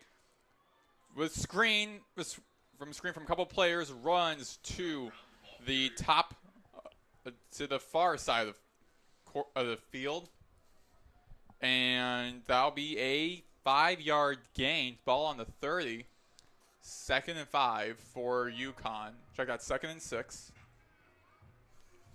I'm a little surprised they haven't really ran the ball too much with Cam Edwards. He's every time he gets the ball, he's had a successful play. So let's see if they rush against this poor rush defense. Vignano looks left and that looks right to Brown, breaks a tackle, and then gets pushed out of bounds by FAU's number 20, Chris Keys Jr., in his first year from Mississippi State. And that will be a first down for UConn, with 11:09 to go here in the third quarter. So Brown has a couple of screeners on his first 2 plays to help him. Now with 2 receivers on top to his left, running back behind, that's Brown. Another handoff to Mel Brown to the right side and meets a wall of red defenders. And that'll be a 3-yard gain. Check out 2-yard gain. 2nd and 8, 10:36 remaining in the third quarter. We're gonna wonder if Skylar Bell's going to get involved in the game plan a little bit more. He did have an injury, so he's probably had a little bit less reps in the second quarter, but now let's see if they're going to use him a lot more in the second half. Receiver in motion from left to right. Fakes a handoff to Edwards. Vignano, pocket collapse, and a tag team of Bryce Langston and Juan Barber both get to Vignano. What a play by this FAU pass rush. The defense needs more plays like that if they're going to want to take the lead from the Huskies. And it's third down for FAU. They are 102nd in the nation on third down conversion percent defense.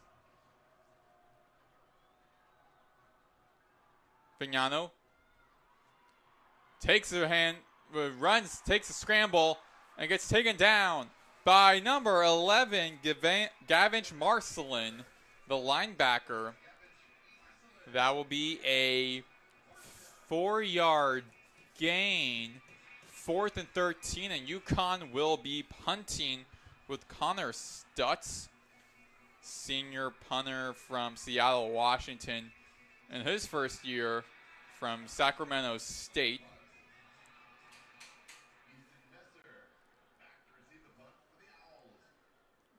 With a punt from left to right, Easton Messer has the ball fly over his head, and it rolls into FAU's own 1-yard line.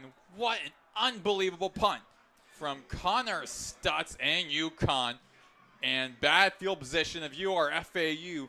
And when we return from this media timeout, FAU will be there on their own 1-yard line and looking to get the lead. You are listening to FAU Owl Radio on YouTube.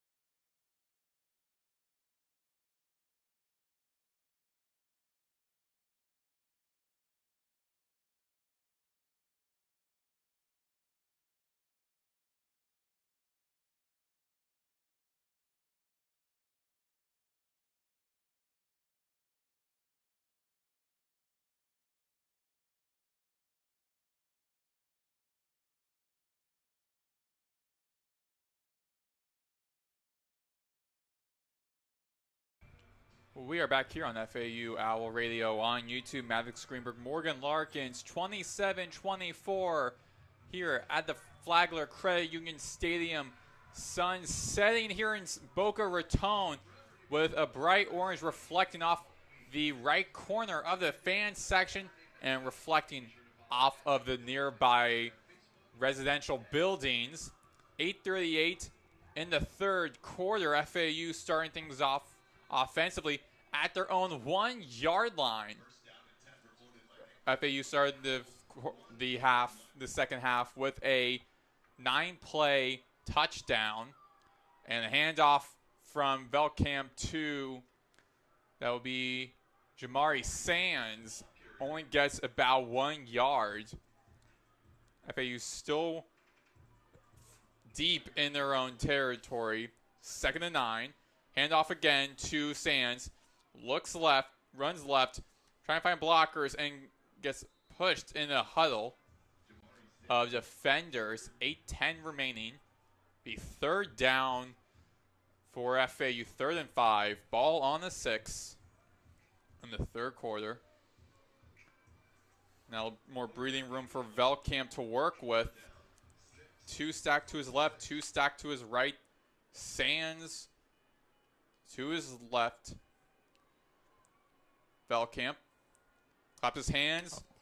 And a flag thrown in the air by the line judge at the near side. It's probably going to be on Hines from FAU. My apologies, at Cabbage from FAU, the right guard. It'll be number 53, the Oh. center, Vincent Fiacable. In his first year, the redshirt junior center from Fort Wayne, Indiana. Previously played at Indiana, played 3 games, redshirted his freshman year. Didn't play last year for the Hoosiers. Had his start against Maryland to open the season for FAU. 1-2 is left, 3-2 is right. Velkamp in his own at the own end zone and throws to a slant route to Wasim at FAU's 10-yard line. Oh my goodness. And that'll be enough for it'll be 4th and short. 4th and 1, ball on the 10. 2-2 is left, 2-2 is right. They're probably going. Oh, sorry. With Sands now on to his left. Check that to his right. Oh wow. And quick throw again over to Platt. Take that to Dominic Henry, who breaks it. Has no one near him. He is running all the way down to the 10, to the end zone. Wow. Touchdown FAU, and the Owls have the lead. A go route. Check out a inside corner route for Dominic Henry. Went past 2 UConn defenders and it was all green grass there for Henry. And Dominic Henry's first touchdown of the game, his 4th of the season for the first-year player out of BYU. I wonder if the UConn defense was caught off guard. They were probably expecting, like I was expecting, the FAU offense to, not actually snap the ball and try to catch them off sides, but instead they actually go for it. Maybe it caught them off a little bit. And yeah, Dominic Henry was wide open on that slant and green grass right in front of him. 90-yard touchdown for Henry. 4 plays, 99 yards. This possession started off at their own 1-yard line. Now, at one point being down 24-3 at the end of the first quarter, looked like all hope was lost. The Owls now lead 31-27 with 6:48 to go here in the third quarter. We'll be back after this break. You are listening to FAU Owl Radio on YouTube.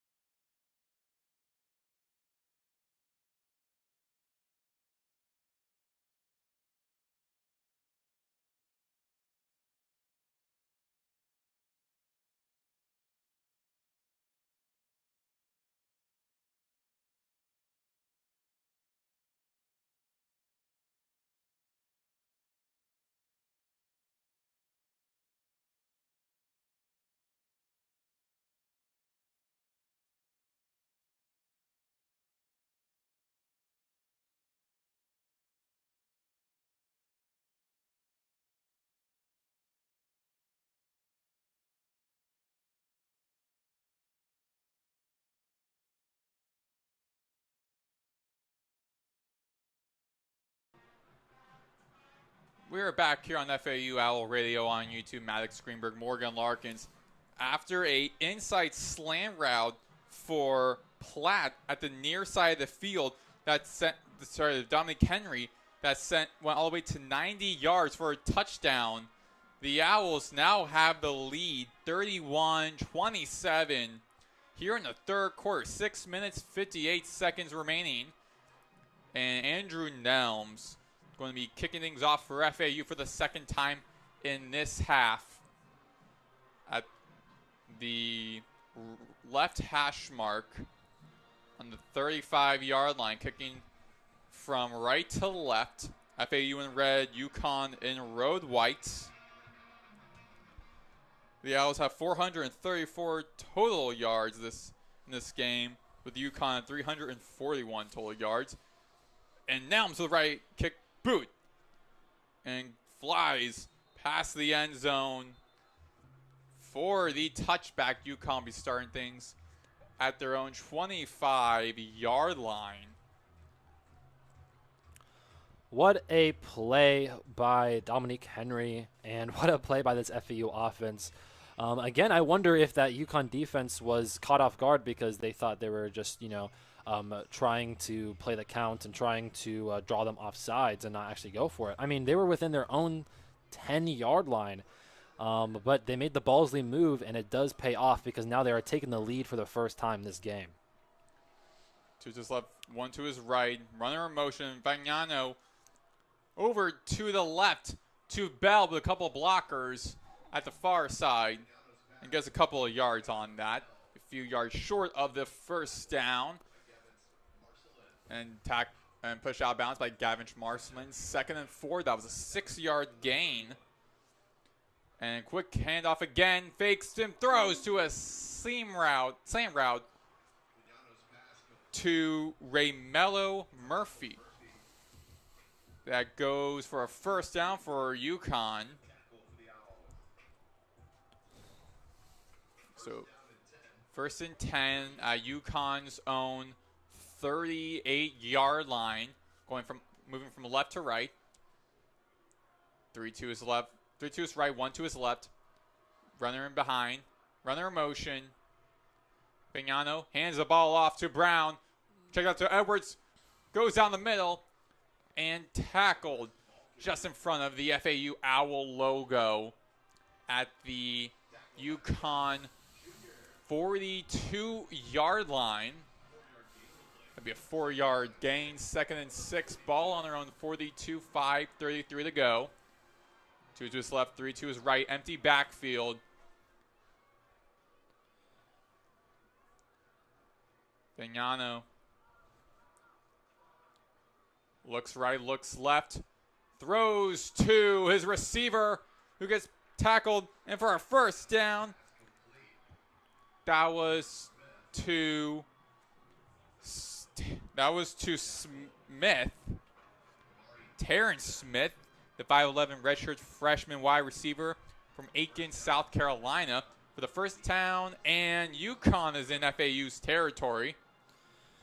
See, UConn's been able to get into their territory all day today, but FAU's defense, especially in the second quarter, has been able to hold them off from scoring touchdowns. Can they do that again in this second half?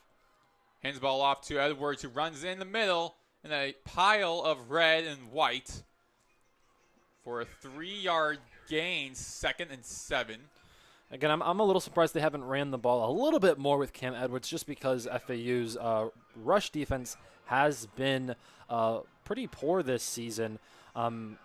So let's see what they do here. But they are being really successful with the pass anyways. So, I guess if you're driving down the field, it doesn't really matter. 2nd and 8 on FAU's 43-yard line. 4 seconds remaining here in the third quarter. Vignano looks right. Shuttle pass to his receiver, to his running back. That is Edwards at the near side, pushed out of bounds by Chris Keys Jr. of FAU. That'll be a first down. Ball on FAU's 35-yard line. There's a little quick pass to Edwards. He was able to make the play work. 2 to his left.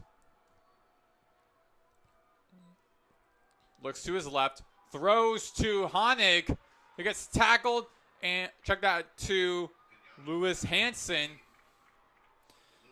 who gets tackled, tripped up, and tries to move a little bit further up by FAU. UConn on FAU's 20. Quick pass again to Bell at the near side and just runs out of bounds. That'll be a 3-yard gain.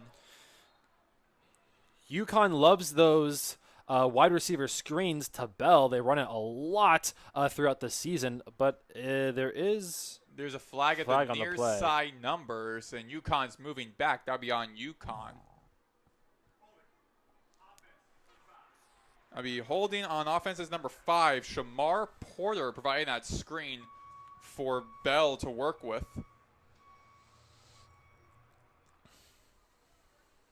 So UConn had something working for them, but they'll be back 15. Again, this is what happened in the second quarter as well. They got pretty decently deep into Owls territory, but then had a pretty bad penalty, then a sack.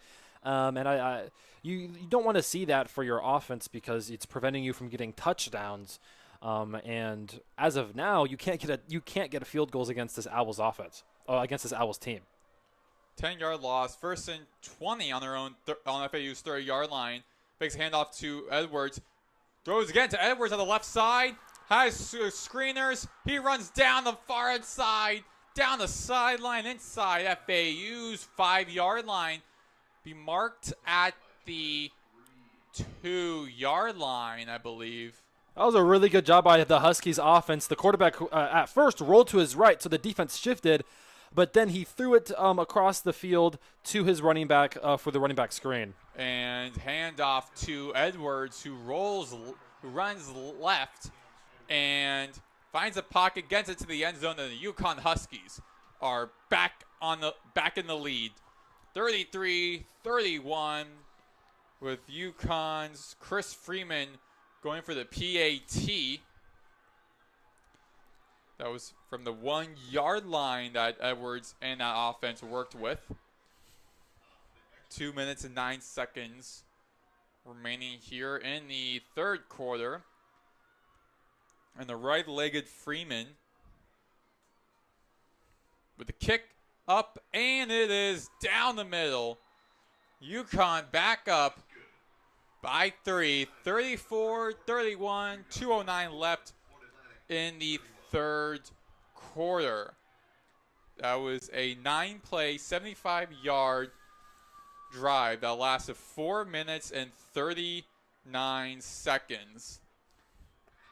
And UConn now has 426 total yards, FAU 434. So we were expecting this heading into this game with how Fagnano is playing this season in Velk Camp, that this would have been an exciting, high-scoring game, most likely. And it didn't look like that at basically the entire first half until basically the middle of the second half, the second quarter, when it started looking more like a game, because UConn was up 24-3 at the end of the first quarter, and it looked like all hope was lost, and FAU came back to be within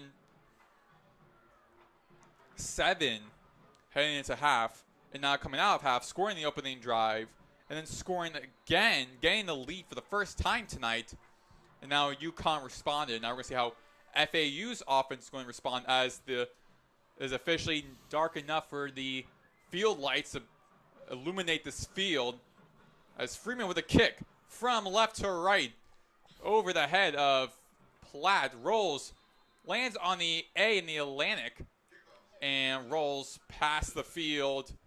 And FAU will be starting their possession on their own 25-yard line. Yes, now we're going to see if this is going to become a back-and-forth battle.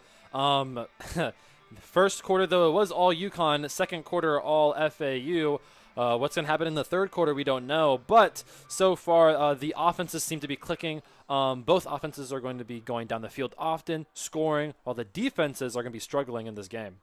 Velkamp with a shallow pass over to Shields, done in the backfield. Couple blockers at the right side, and he is a couple of yards shy of the first down. Actually, check that. He got to the line of scrimmage, so a first down again for FAU. Another handoff for Messer now. All the way into the backfield. Runs to the left, to the right side. Pushed out of bounds, back to the line of scrimmage. That run by Shields Dutton was really nice. They tossed it to him behind the line of scrimmage. They have set up a couple of blockers for him, and they were able to get the first down. Back to Messer, and immediately tackled by number 3, Damon Brinson. Messer initially had a blocker potentially, but the receiver just didn't read that play up and left his post. So Messer was met by Brinson, the senior safety from Miami, Florida.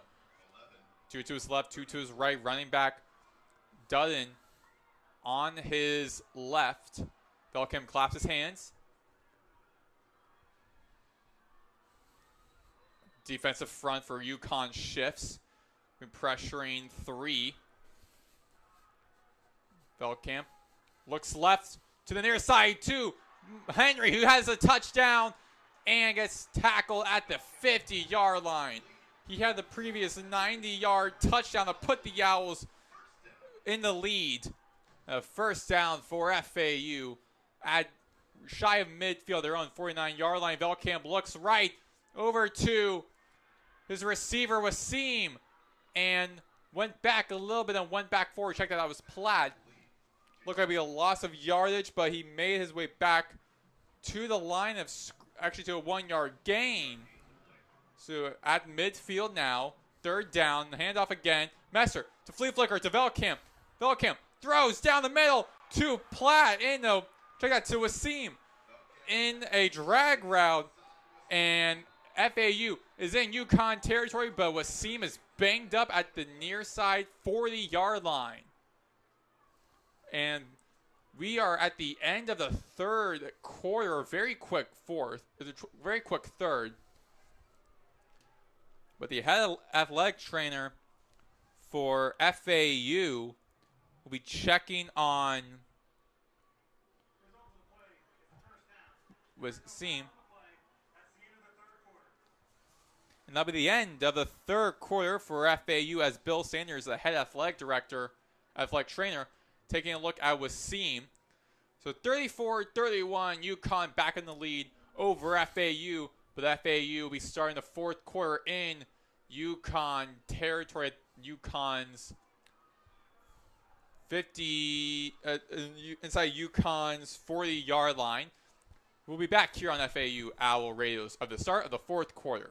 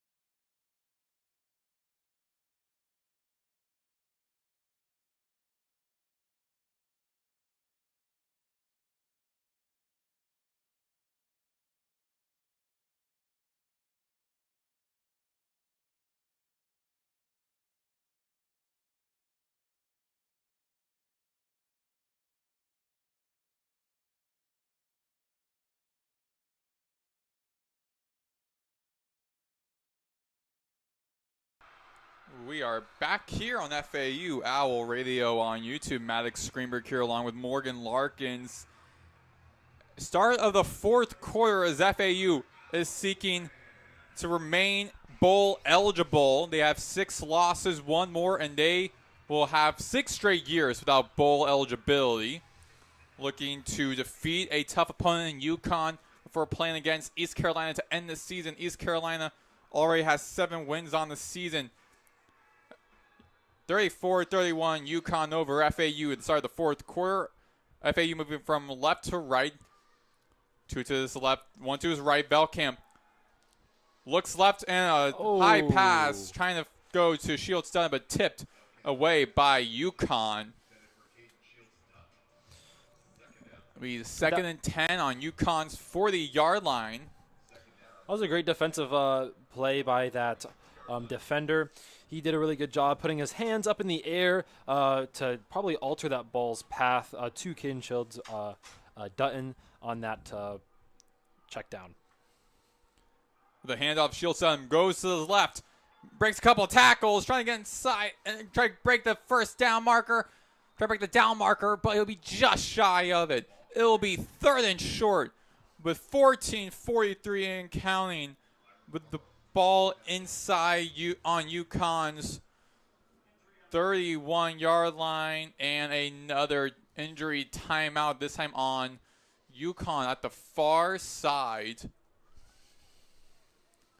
Can't see yet who it is. But the far side 30-yard line. 3rd and 2nd, ball on the 32. UConn already has 8 wins on the season. FAU has 4. This is UConn's last game of the regular season. Yep. Well, FAU has 1 more after this. FAU was down 24-3 at the end of the first quarter. It looked like all hope was lost for FAU at the start of this game.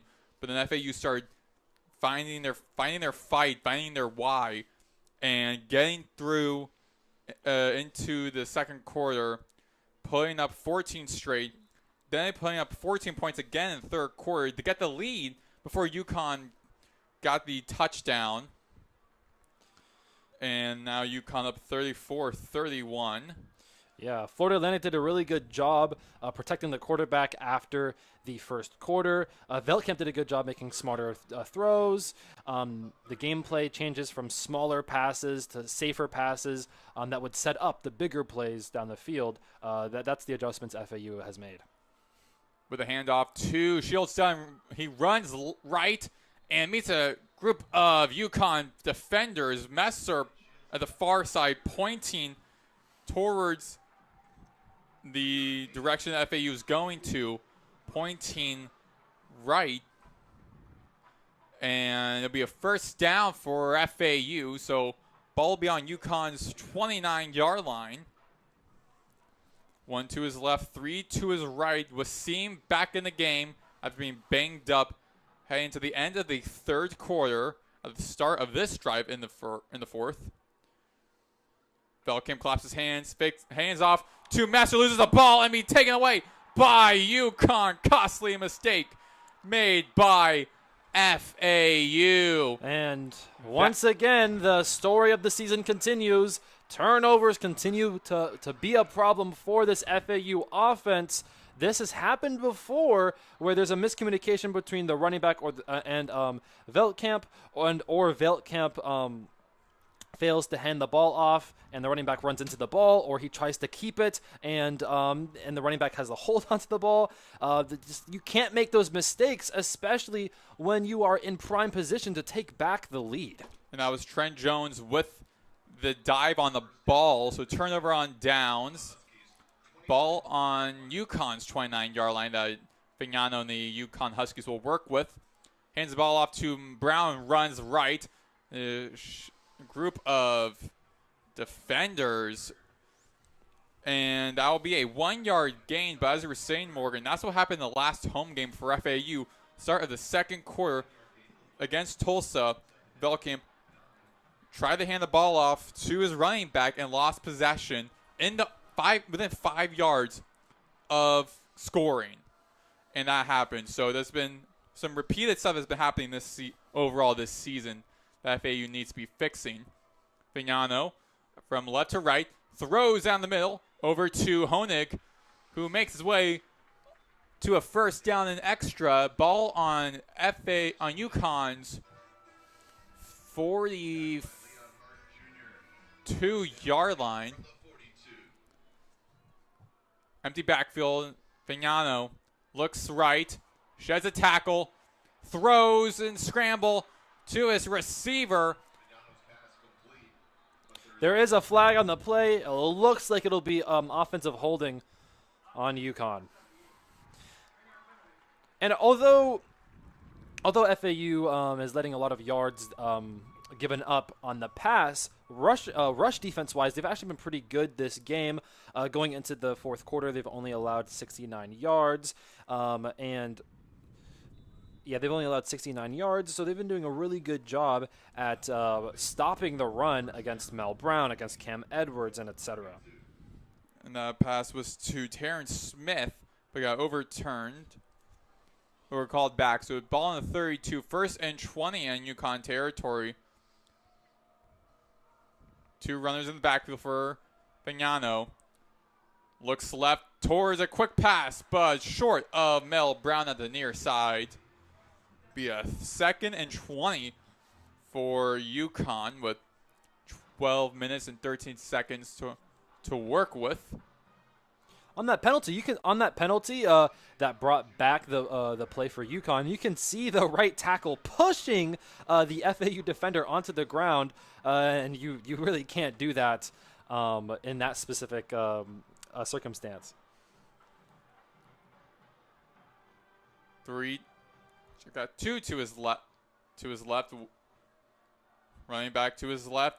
Fakes hand off to Brown. Down the middle to Hansen, who breaks a couple of tackles and gets onto the FAU Owlhead at the UConn 48-yard line.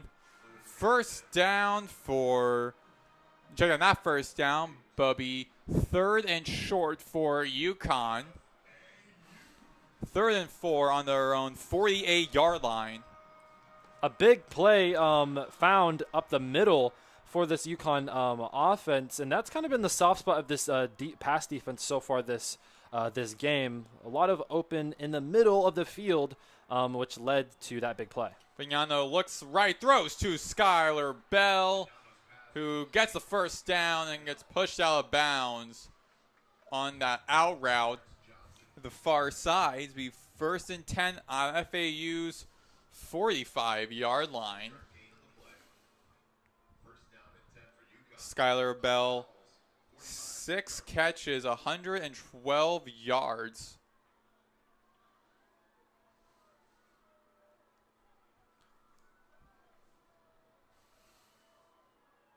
Throws left to Bell again with a screen at the near side and runs out of bounds at the FAU 38-yard line.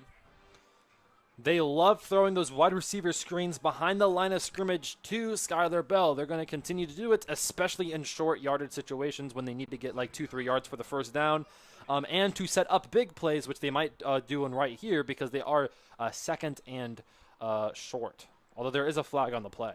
2 flags actually thrown by both officials, and so UConn be going back. We false start on the offensive line on the center again. West Ho, the senior center from Glen Ellen, Illinois. Originally went to Syracuse. He's the 2025 Remington watch list. 2 to his right, running in the backfield for Vignano. Hands the ball off to Brown. Sheds a tackle. Finds open the room. Runs down the right side. Open terrain. Down to the 10. And touchdown. Mel Brown and UConn. Brown's first touchdown of the game. And UConn extends their lead to 9. Yeah, I mean, you can see on that play, he spins away from the defender tackling him, and there's open grass on the right side of the field, and he has a couple of blockers. He goes all the way down. He makes one man miss with a little juke move at the end, and he was able to get the touchdown. 44-yard touchdown for Mel Brown. And Freeman looking to extend this UConn's lead to back to 10. And it is good. UConn up 41-31 here in the fourth quarter. 10-11 to go. You are listening to FAU Owl Radio on YouTube.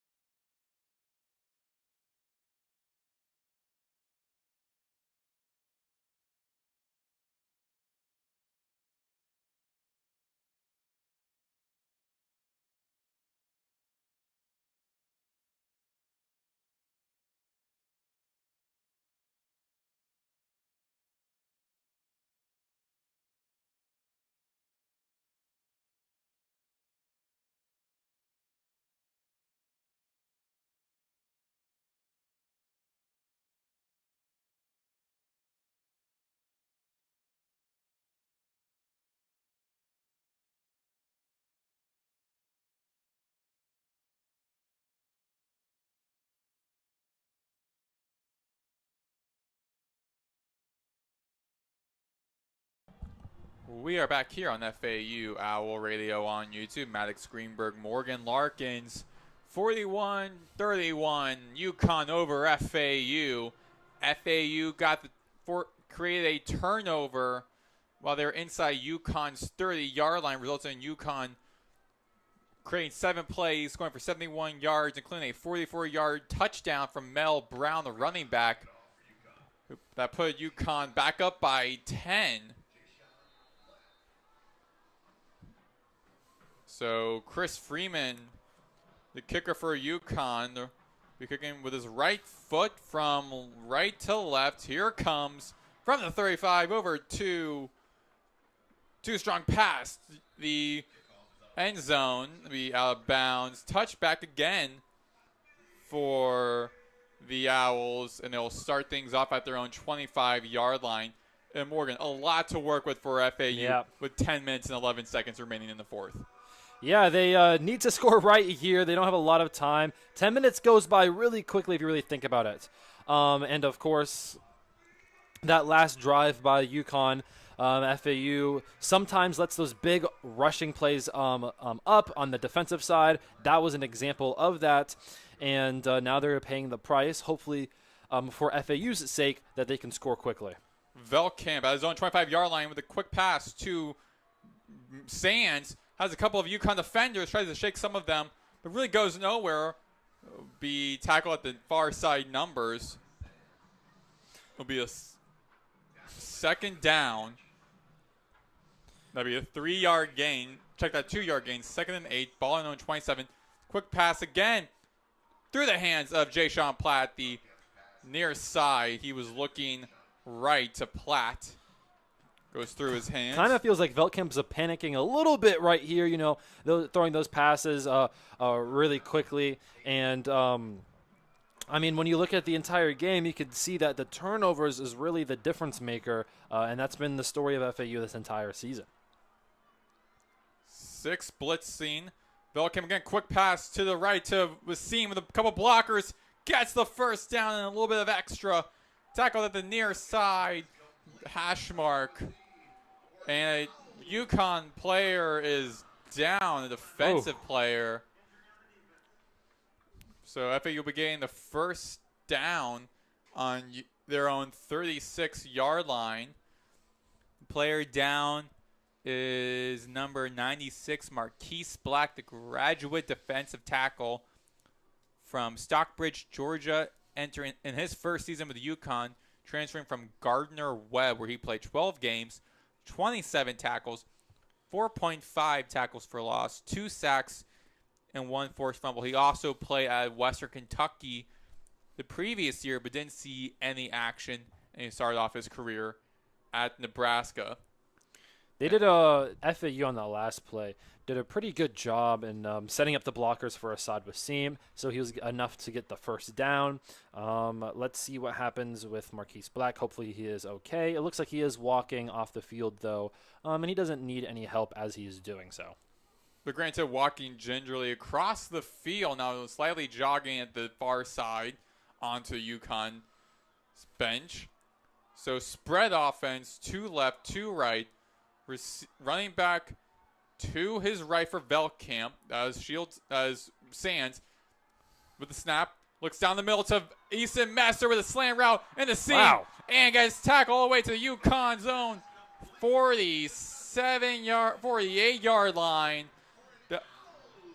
Messer's able to create a little bit of separation when he is coming across the middle, and then he turns on the jets as soon as he catches the ball, goes up the middle, gets into Huskies territory for the first down and more.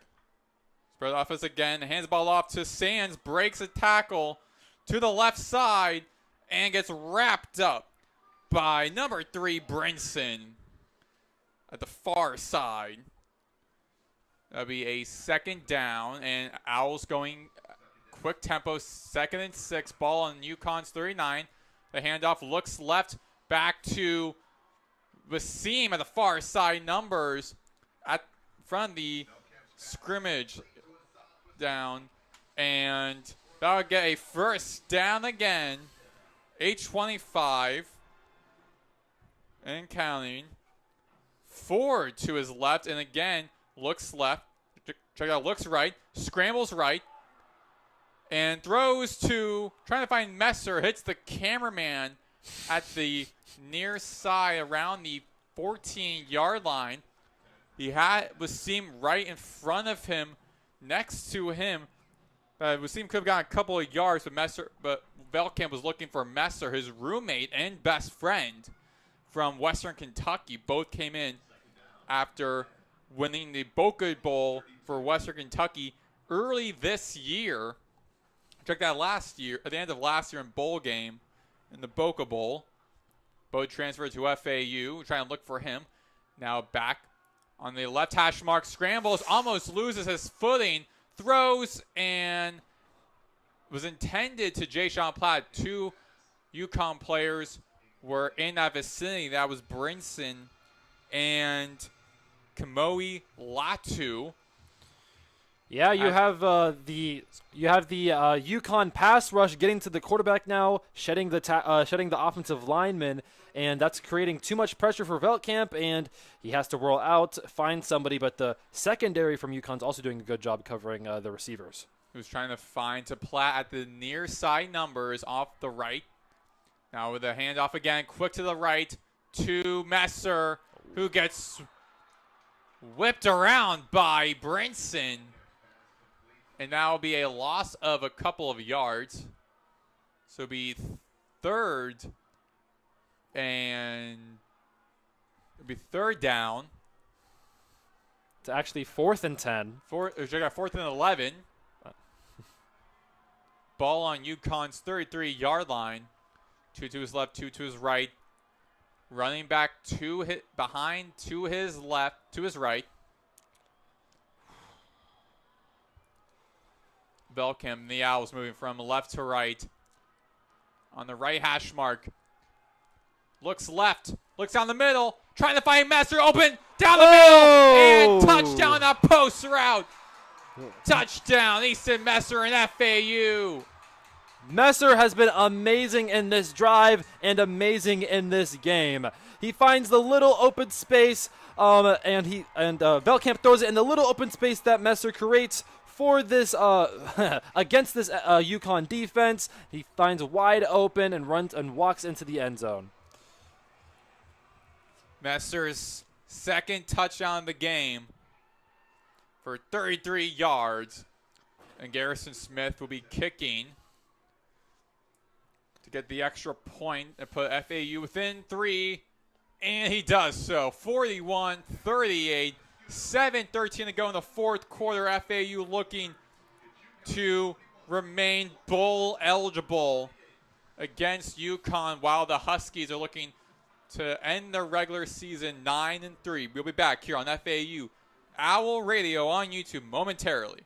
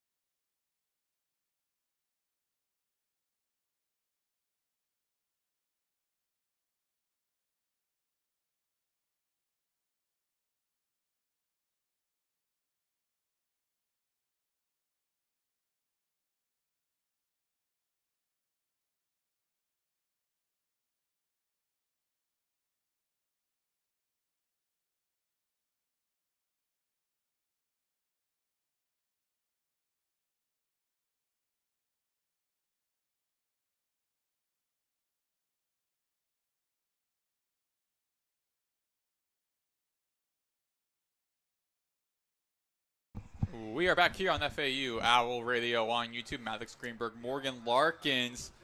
7:13 remaining in the fourth quarter. FAU 33-yard touchdown. A seam pass from Velcamp to his best friend and roommate, Easton Messer, to get the Owls within 3. 41-38 against UConn. 10 plays, 75 yards, 2:58 off the clock.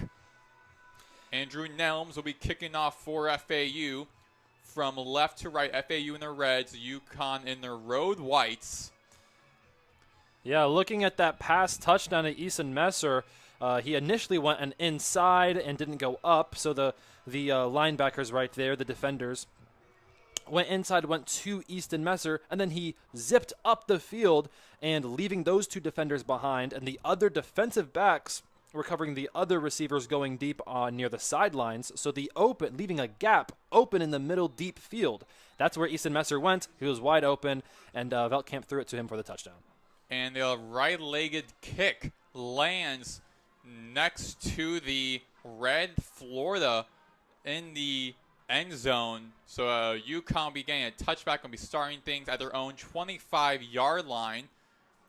And UConn got up 41-31 after a turnover of a fumble from Velkamp, the bad handoff to Jamari Sands, and UConn's Trent Jones pounced on the ball and caused a turnover in which UConn then went down the field in a 41-yard run from Mel Brown resulted in UConn being up by 10. Then FAU responded with Easton Messer. Again, you think about it. Take away that fumble, take away that interception, and they have 2 extra possessions. Both of those possessions, they were going down the field. They were deep in UConn territory, and they're only down by 3. And that's what Kitley mentioned in previous press conferences. You take away some of your turnovers, and this team is probably fighting for a spot at the top of the American Athletic Conference, in all honesty. But the turnovers have been really bad this season, as the referees is telling the scoreboard people to change the play clock. But yeah, that's the biggest difference maker in this game and FAU's season is the turnovers. 41, 38, 7, 13. And UConn, both teams have over 500 total yards. FAU 555, UConn 512. However, FAU got 2 points off of the turnovers, but also going back to what you were saying, penalties have been hurting FAU, but also UConn as well. UConn, 8 penalties for 80 yards. FAU, 7 penalties for 63 yards. Both teams have at least 1 sack. UConn has 1. FAU has 2. But going back to Messer, he's having a really good night right now. 10 catches off of 11 targets for 90 yards and 1 touchdown. His longest was that 33-yard touchdown that we were just talking about. And then he also has 2 rushes, 41 yards for 1 touchdown, that 39-yard rushing touchdown earlier in the game. He's having an amazing game with over 130 yards of total scrimmage yards. Easton Messer so far has been the MVP for this FAU team today.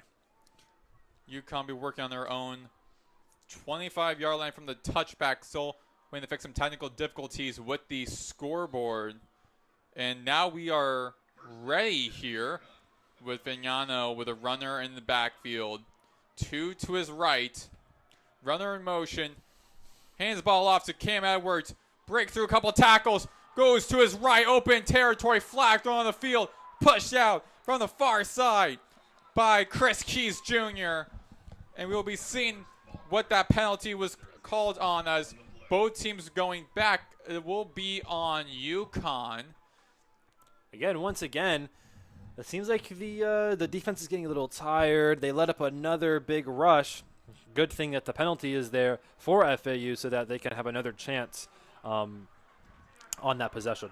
And it was a penalty marker on number 1, Skylar Bell. The wide receiver is also having a great night, leading the Huskies. 7 catches, 118 yards. 40 was his longest. Be 1st and 10.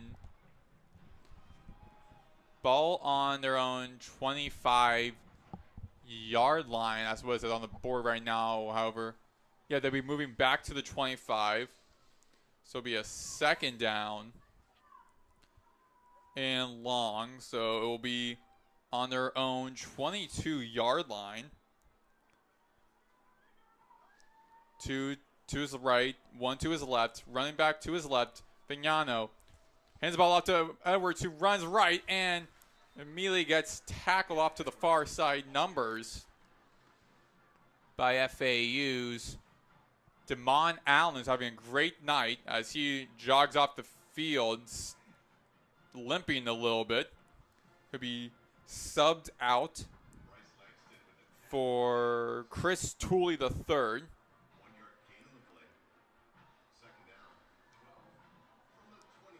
So ball on their own 23-yard line.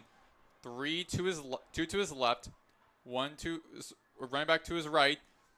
Looks right, throws to Edwards at the far side, and gets tackled by Leon Hart Jr. And number 4 for FAU, Dillion Williams, who was in his first year out of UTEP. 5:54 remaining in the fourth quarter. FAU down by 3. Important down for the defense for FAU. It's a 3rd and 7. UConn their own 28-yard line. Vignano looks left, trying to find his receiver. Overshot. Skylar Bell the far side. And incompletion. Great coverage there by number 27, Therese Reed. And UConn will be sending on their own punting unit. They have a lot of faith in their defense. That penalty. Oh, sorry. FAU's offense will be looking to get into the lead and take advantage of the defensive stop and hopefully trying to win the game. As a punt from Connor Stutz is up in the air. Velkamp calls a fair catch, lands at FAU's 25-yard line, rolls all the way to their own 24, rolled back and rolled around in a half semi move. So 5:25 with remaining as FAU will be starting things off at their own 24-yard line. We'll be heading into immediate timeout. We'll be back here on FAU Owl Radio on YouTube.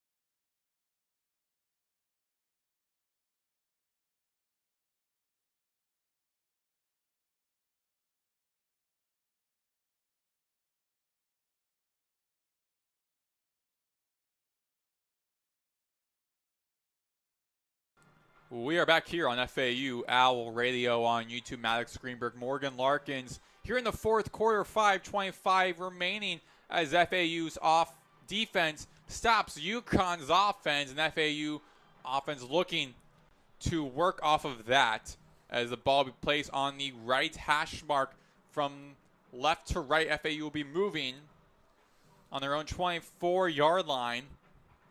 3 to his left, 1 to his right for Velkamp, who is 38 for 50, 418 yards, 2 touchdowns, 1 interception. Quarterback rating of 155.4. Velkamp hands the ball off to Caden Shields-Dunn, goes down the middle, breaks a couple tackles, and gets stopped at FAU's 29-yard line by a couple of UConn defenders. 5:12 12 and counting. 3 to his left, 1 to his right again. Velkamp claps his hands the ball off to Caden Shields-Dunn. The Owls looking to drain the clock as Shields-Dunn gets to the first down. they'll actually rule him just short. So actually, no, they rule him a first down. So it'll be 1st and 10 again on their own 31-yard line. Hand it off again. The Shields on down the middle, breaks a couple of tackles, and gets to it their own 44-yard line, 44-yard line. And a UConn defender down on the Schnellenberger marker at the near side of us, curled up in pain as the athletic trainer for UConn heading to the field to check on him. 4:39 remaining. And if everything goes FAU's way, if the college football gods finally bless FAU this season, they will be one game away from possible dream of being bowl eligible and be a 5th win for Zach Kidley, which in of itself is great. Because even if FAU does somehow finish 5-7 or even 4-8 this season, still a lot of praise for Kidley in his first year ever as a head coach in a Division I program. Yeah. And putting up 4 victories against some pretty good teams. And, I mean, he said in his opening presser that special teams would be the best players, as number 13 for UConn, Cam Chadwick, a big loss for the Huskies as he's just stumbling his way, not stumbling, but like just lightly walking off of the field. Now getting to the far side, but Kelly also said he wants to have a lot of high-scoring offense. Now, FAU has been doing that, a lot of high-scoring offense, a lot of yards per game, averaging about 30-plus points per game, but also giving about 30-plus points as Velkamp hands the ball off to Shieldstone, breaks a tackle. He was immediately met at the line by number 33, Kervin Schutte. Yeah. Another Huskies injured on the field. I couldn't quite catch the number. That is number 5, Aaron Key, another player that they cannot lose. Before the injury, I was going to mention how FAU wants to have that long drive that's going to take up most of the clock and then finally score a touchdown.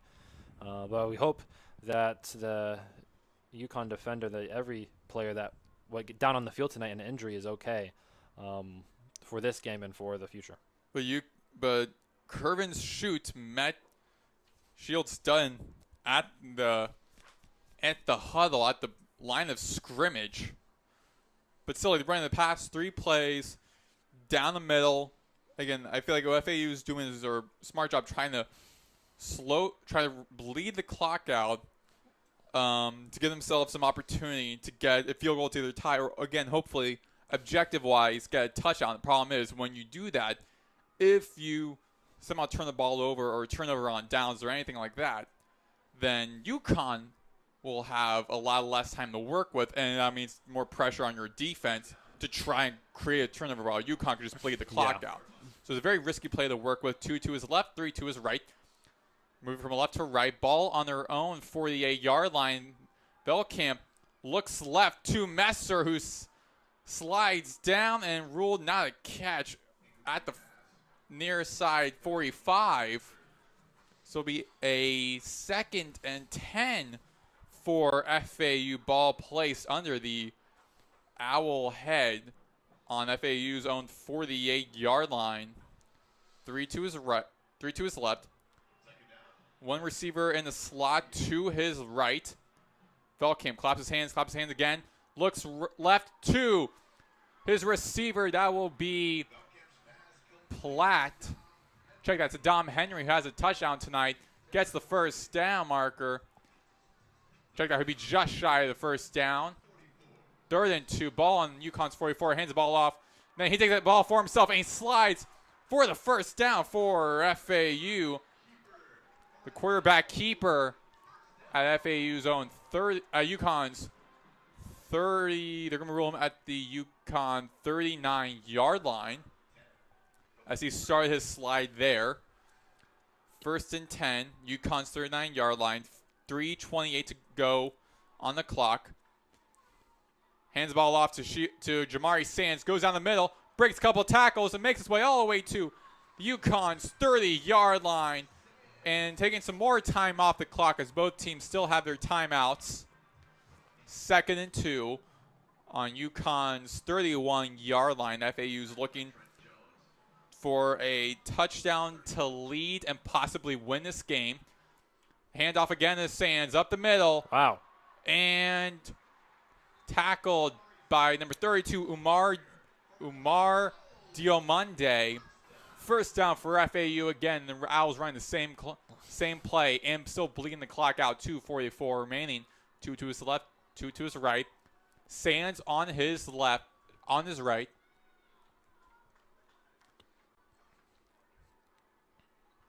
Ball on the left hash mark. Low pass. Belcamp looks left. And a toe drag by Dominic Henry inside UConn's red zone. Ball at inside the 10-yard line as another UConn defender is down. Wow. Yeah, they did a really good job in that drive. A lot of passes in the previous, every other previous drive that the FU has had. So this time is a lot of run heavy, and it worked because the defense is used to the passes. So now you're running the ball a lot, and because you ran the ball a lot, they had to adjust. Right? The defenders got closer to the line of scrimmage, and now that allows you to pass down the field a little bit more because you set it up with all of those rushing plays. And a close catch by Platt, and that'll be number 58, Antonio Harris Jr., the graduate defensive end from Chicago, Illinois, in his first year from New Mexico. Almost that entire defensive front for UConn is new, as he's now off the field for UConn. Ball for FAU, UConn's 11-yard line. FAU from left to right. Receiver to his left, 3 to his right. Belcamp hands the ball off to Shieldson, takes it for himself at the left side, at the right side, breaks his way through into the end zone, touchdown, Belcamp. His second rushing touchdown of the day. Wow. And a lot safer than the first one. FAU back on the board, 44-41. And the fans here are losing it. There's a big play. The Owls again were down by 21 points at the end of the first quarter. Looked like UConn was going to own this entire game, but FAU responded and got the lead and lost the lead, down by 10, and now they're back up by 4 with this kick from Smith, and it is good. Garrison Smith's kick is good, 45-41. 11 seconds shy of the 2-minute timeout. Now, that was a really well-ran play because, of course, you're running it with your running backs all night long. So now you do a quarterback run, a little bit of option. He keeps it. They're not expecting that. And then that's just a part of this dynamic offense. And then he takes it in for his second rushing touchdown of the day. Great play calls, great use of the clock. Yes, they do have 2 minutes and 11 seconds left. But remember, they're up by 4. So they have to get a touchdown to take the lead. They cannot get a field goal. 631 total yards for FAU. Both teams of their own have timeouts.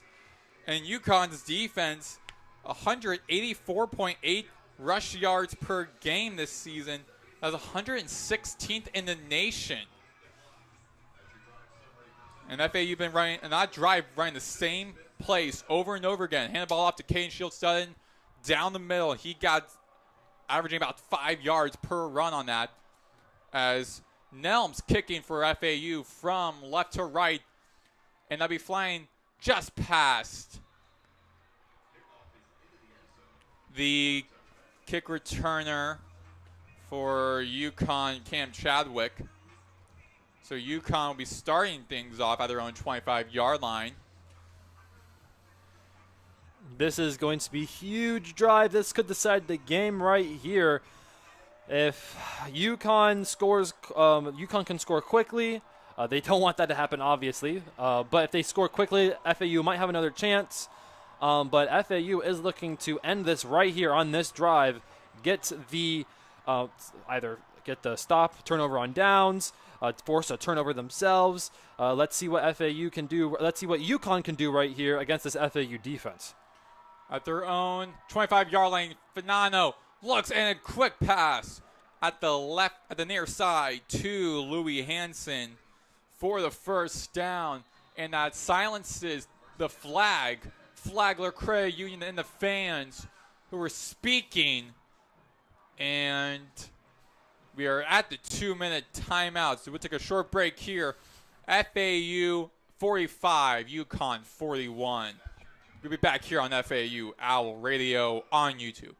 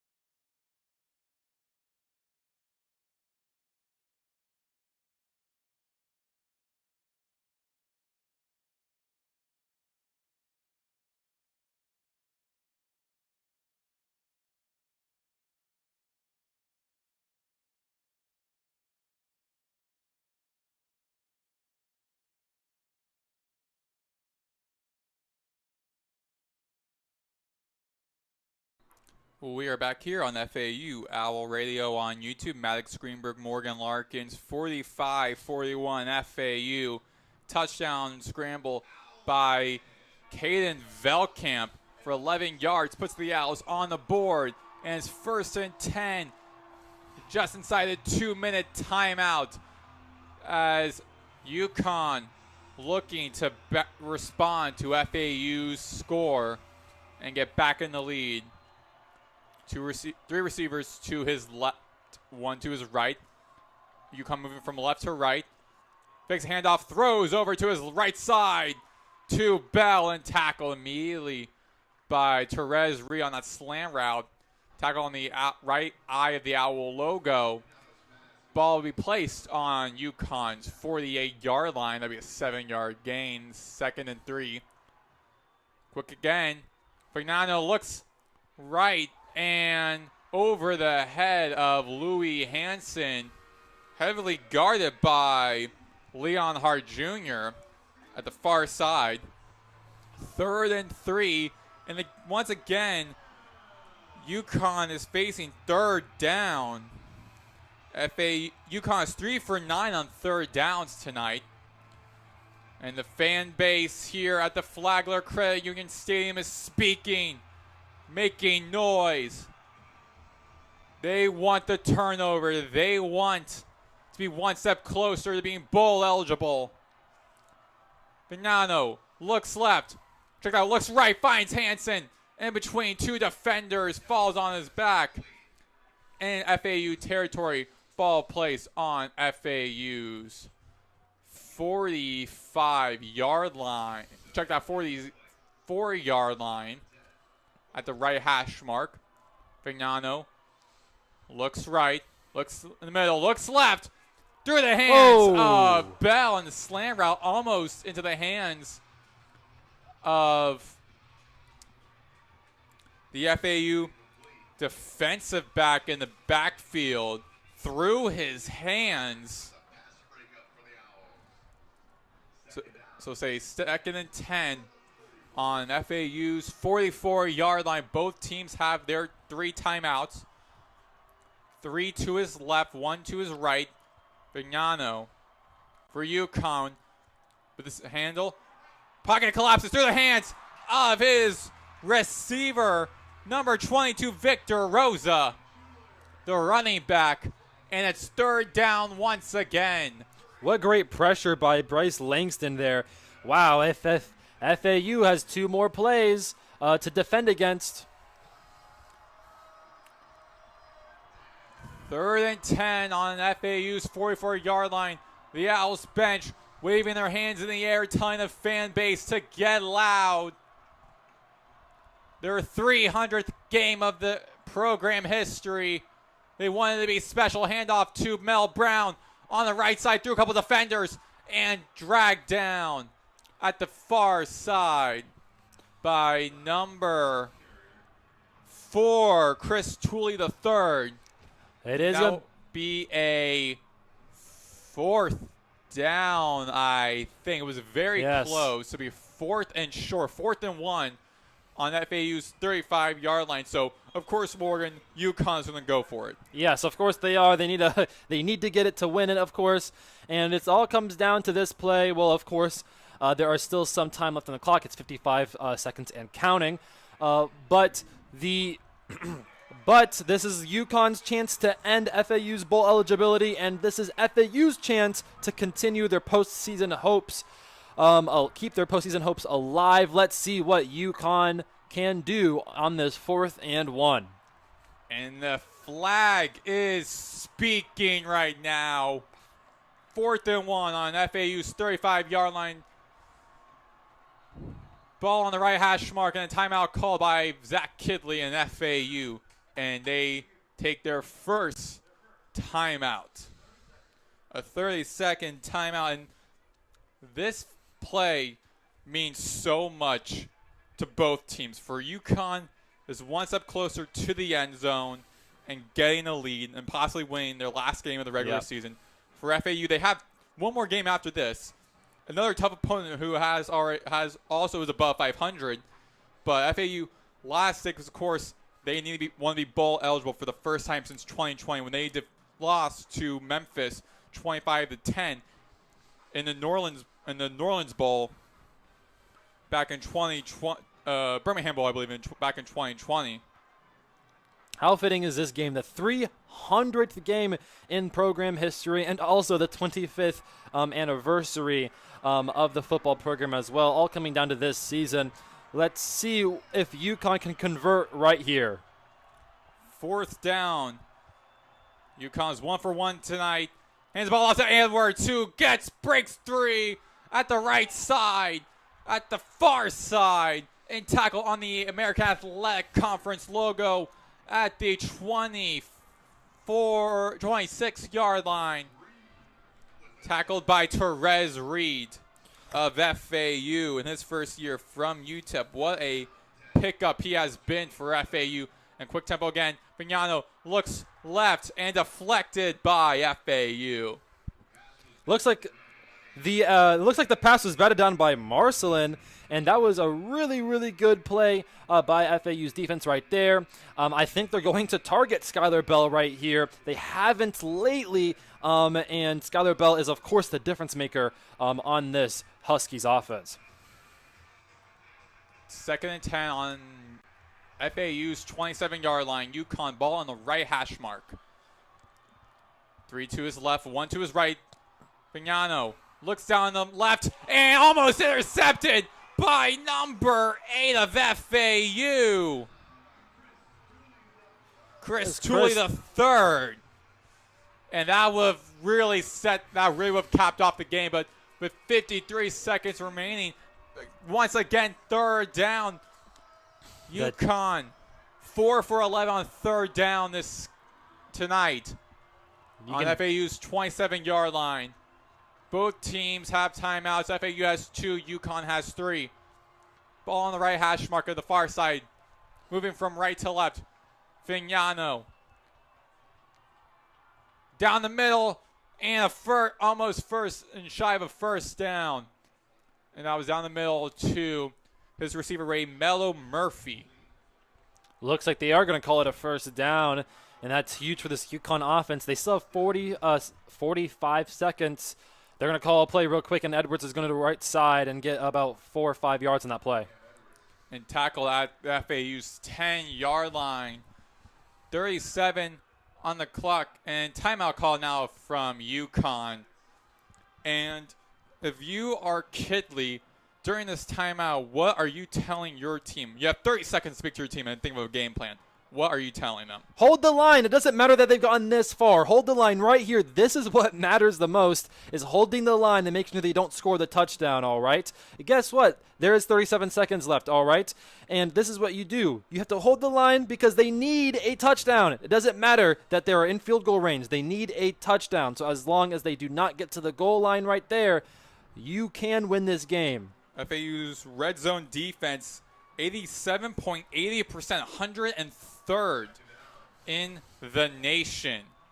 Meanwhile, for UConn's offense, they are 33rd in red zone offense. Ball on the right hash mark, 2 to his right, 1 to his left. Vignano, quick pass to the right side to Murphy, and push out of bounds at the FAU 7-yard line. Are they going to call that to Shamar Porter? Check, that was to Shamar Porter. Is that a 1st down? So 32 seconds on the clock remaining here in the 4th quarter. FAU up 45-41. 3rd and 1. UConn 5 for 12 for 3rd down. Ball on the right hash mark, moving from right to left. 3 to his left.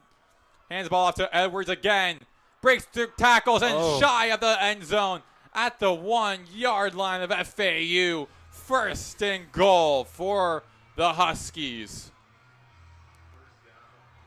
And going quick tempo again, ball on the right hash mark. And Zach Kidley rushes over to the line judge and calls a timeout. Their 2nd. 25 seconds on the clock.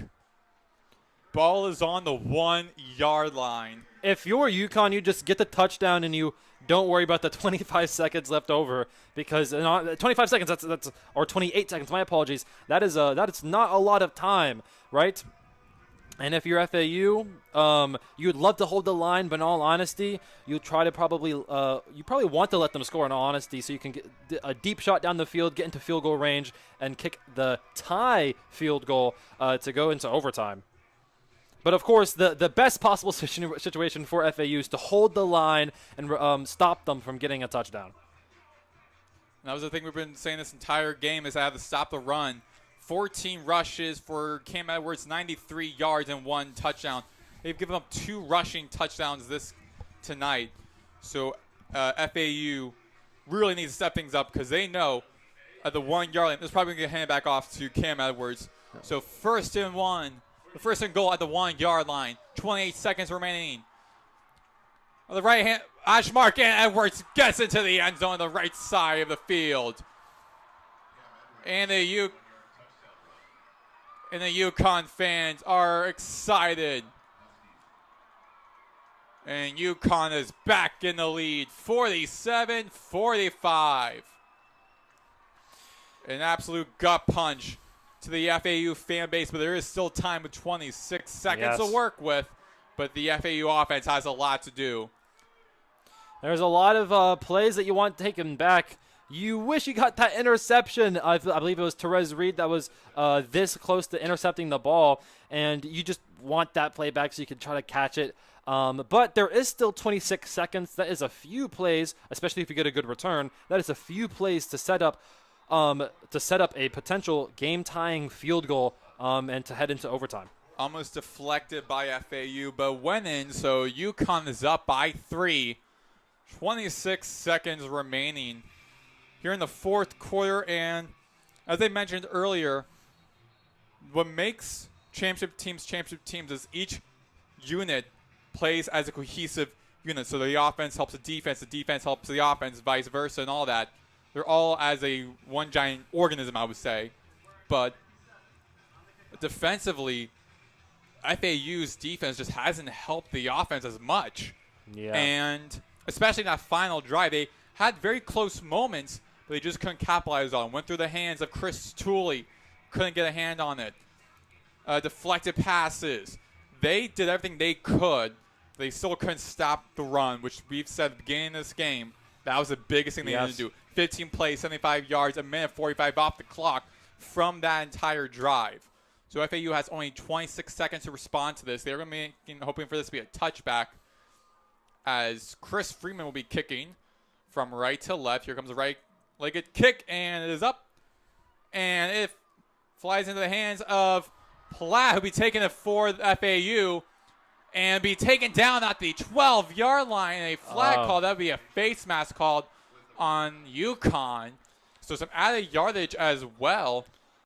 Platt loses his helmet as well. I do think that the return was the wrong decision there. I would agree with you as well, yeah. Yeah, you take the touchback, you get to the 25-yard line.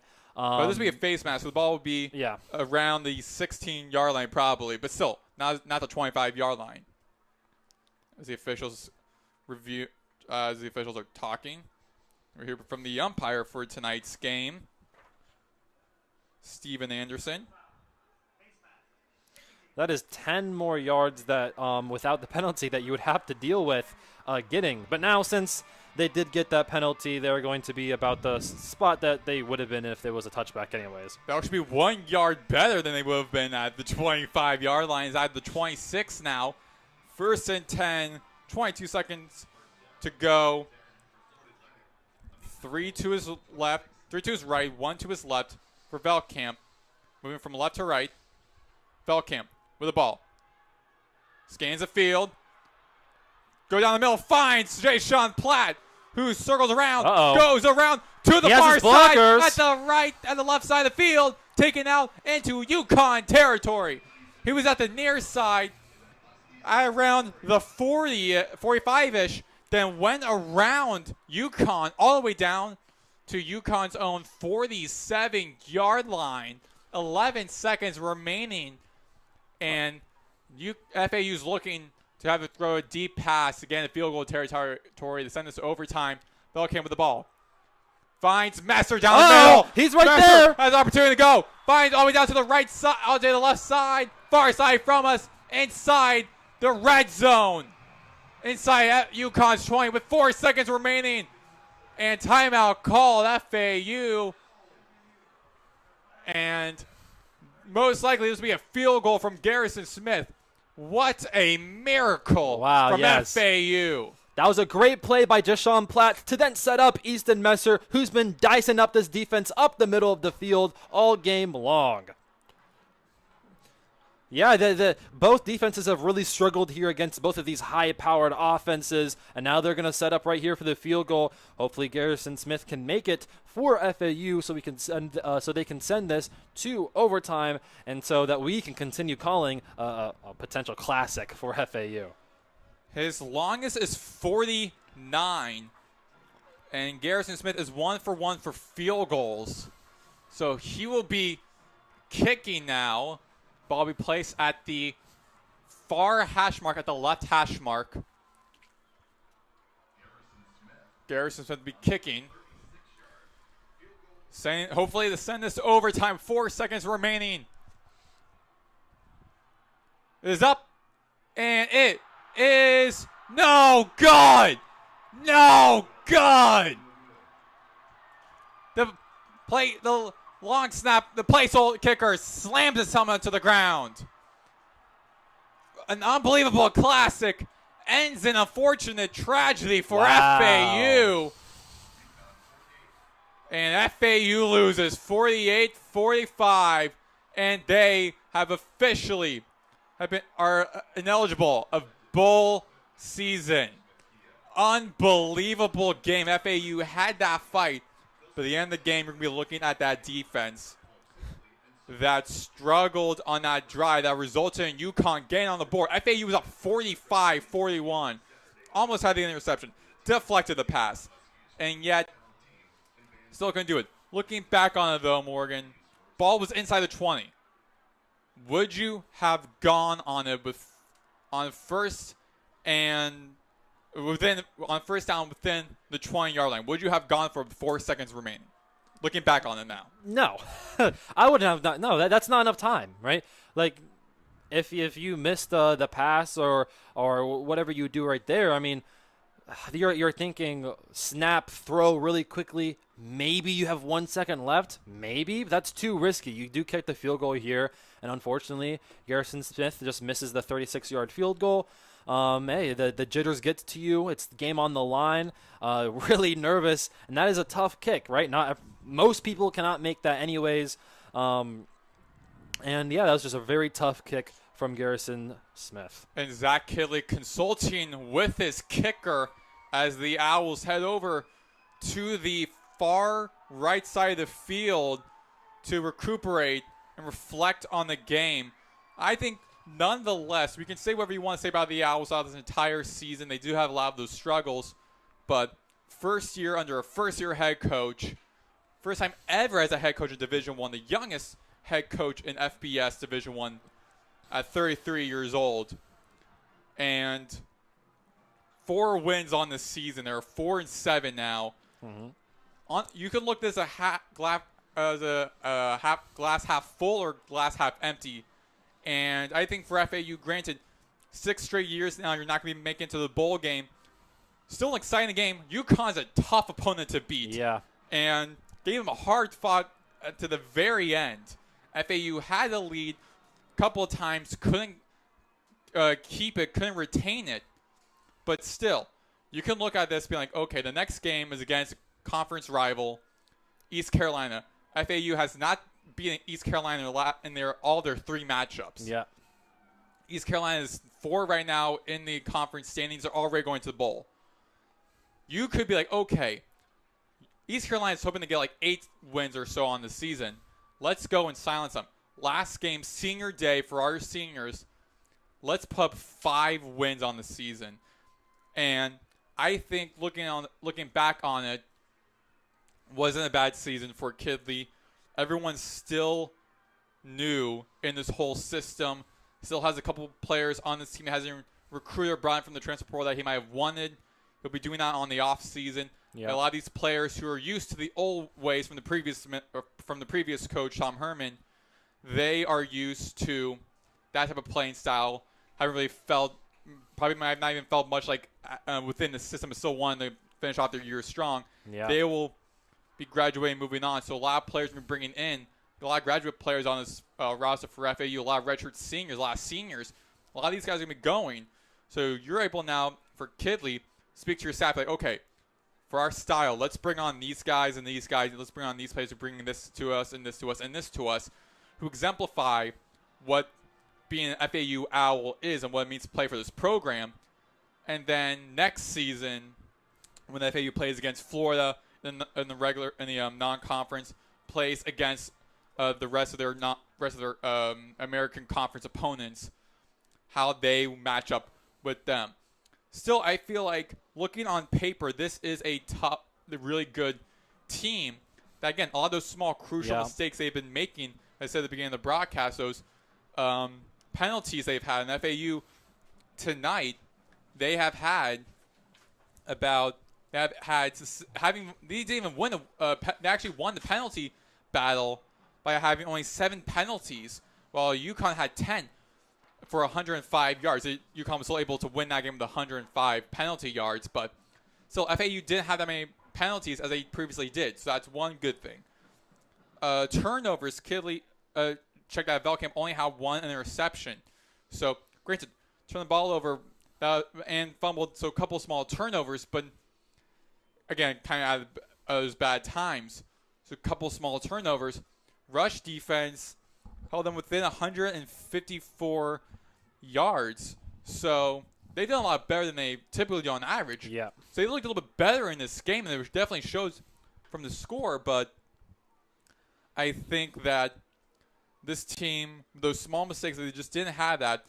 I was mentioning this earlier this week, how if FAU, looking back on it, that FIU game hurt them so badly, because they could be walking next game 5-6, and all they have to just get one more victory in.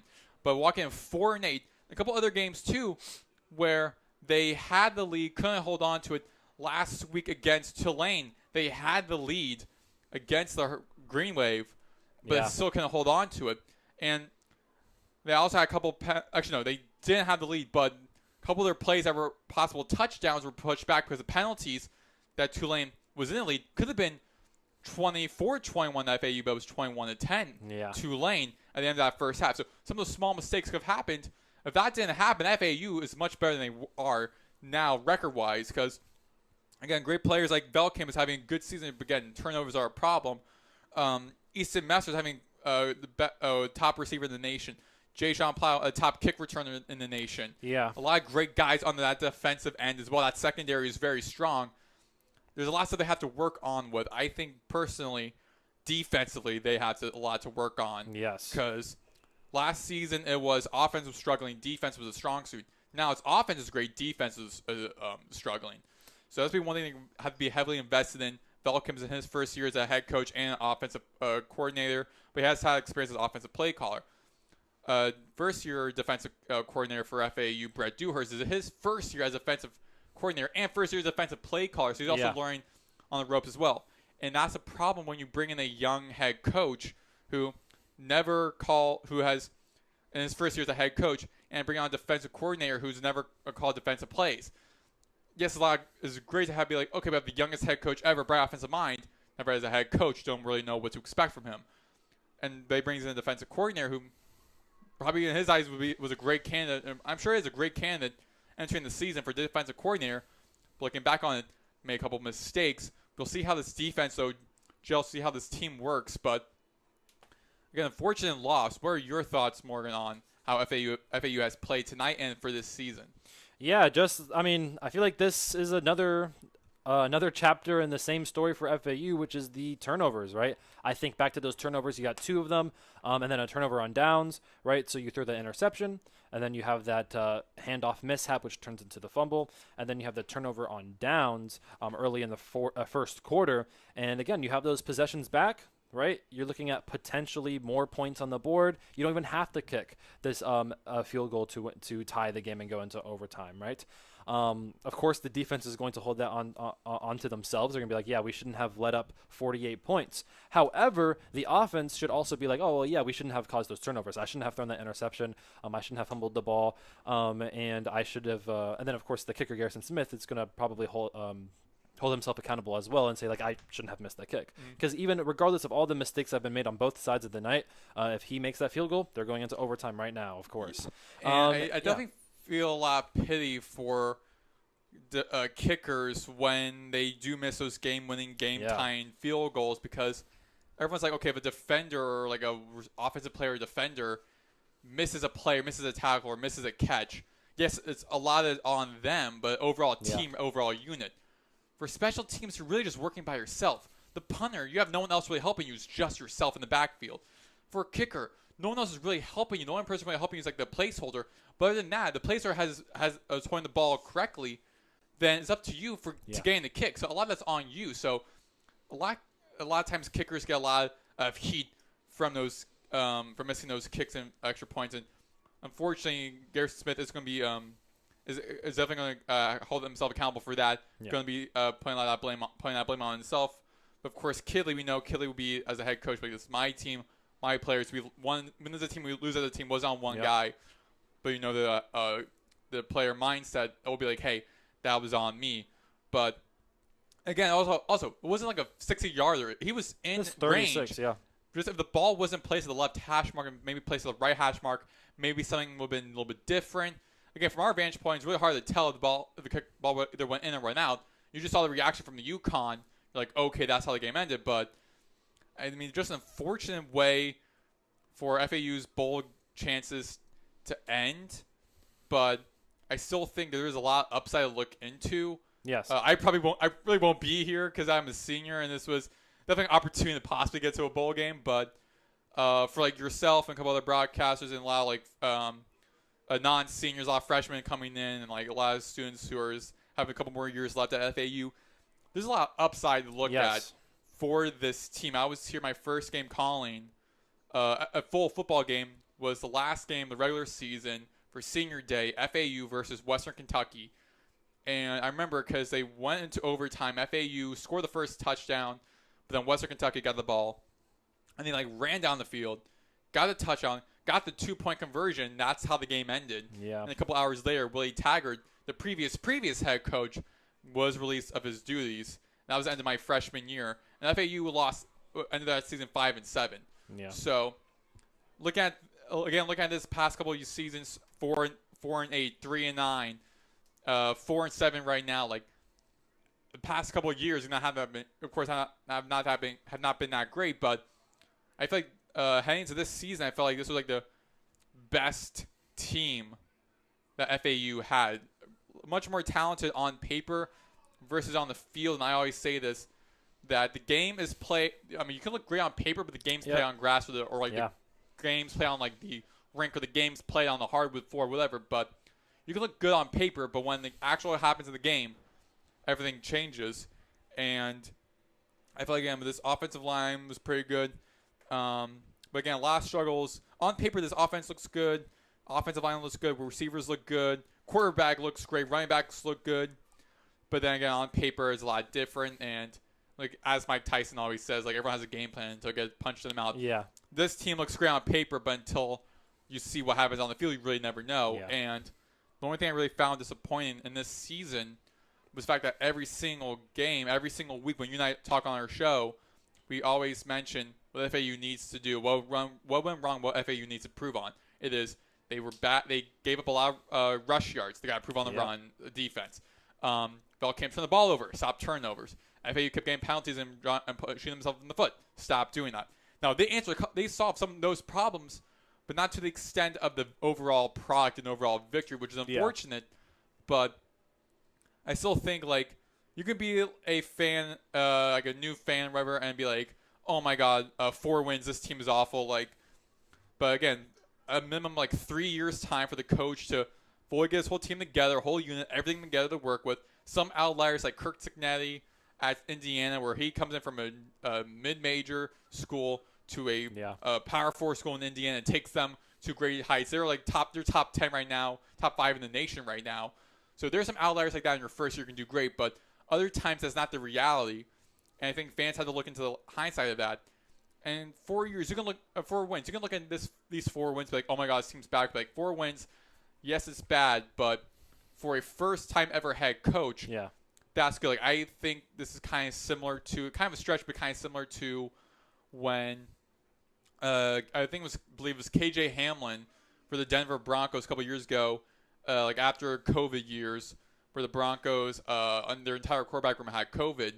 And so they just had their backup, their wide receiver, emergency quarterback, who hasn't played quarterback since like high school days, and only went 1 for 11 for like 10 or so yards. People are like, oh, obviously that's a bad stat, but for a first-time quarterback, for the first time in a while playing quarterback against the NFL, that is impressive. First time ever as a head coach coaching a D1 school, having 4 wins, that is impressive enough. And it could have possibly 5 wins and end the season on an upside. It's not like the season's over for FAU. For UConn, their season's already done. They're going to the bowl game. They already played their last game of the season. FAU has 1 more left. Yes, they're no longer going to have a postseason, but they could end the season with 5 wins and just be one shy away from being dead even. So there's a lot of upside to look into this heading into the next game, but also heading into next year. Unfortunately, won't end in a bowl spot, but I think that there's a lot. I feel like there's a lot of bright spots on this team, and the future looks very bright for this program, especially for next year, playing on the road against tough schools like Florida. Like if FAU plays like this against Florida, that would be the exciting game. And this game was also very exciting because we knew there were going to be a lot of fireworks happening with how Vignano was entering this game, being one of the top passers, how Velkamp was entering this game, being one of the top passers.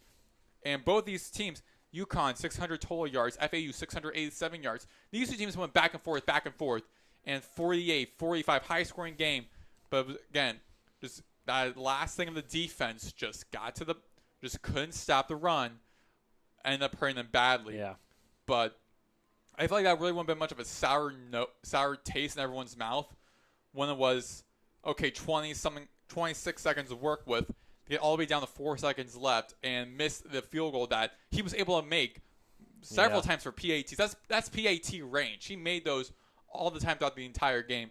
But that one spot, that moment, definitely hurt him and FAU in the long run. So that definitely left a sour taste in the fan base's mouth.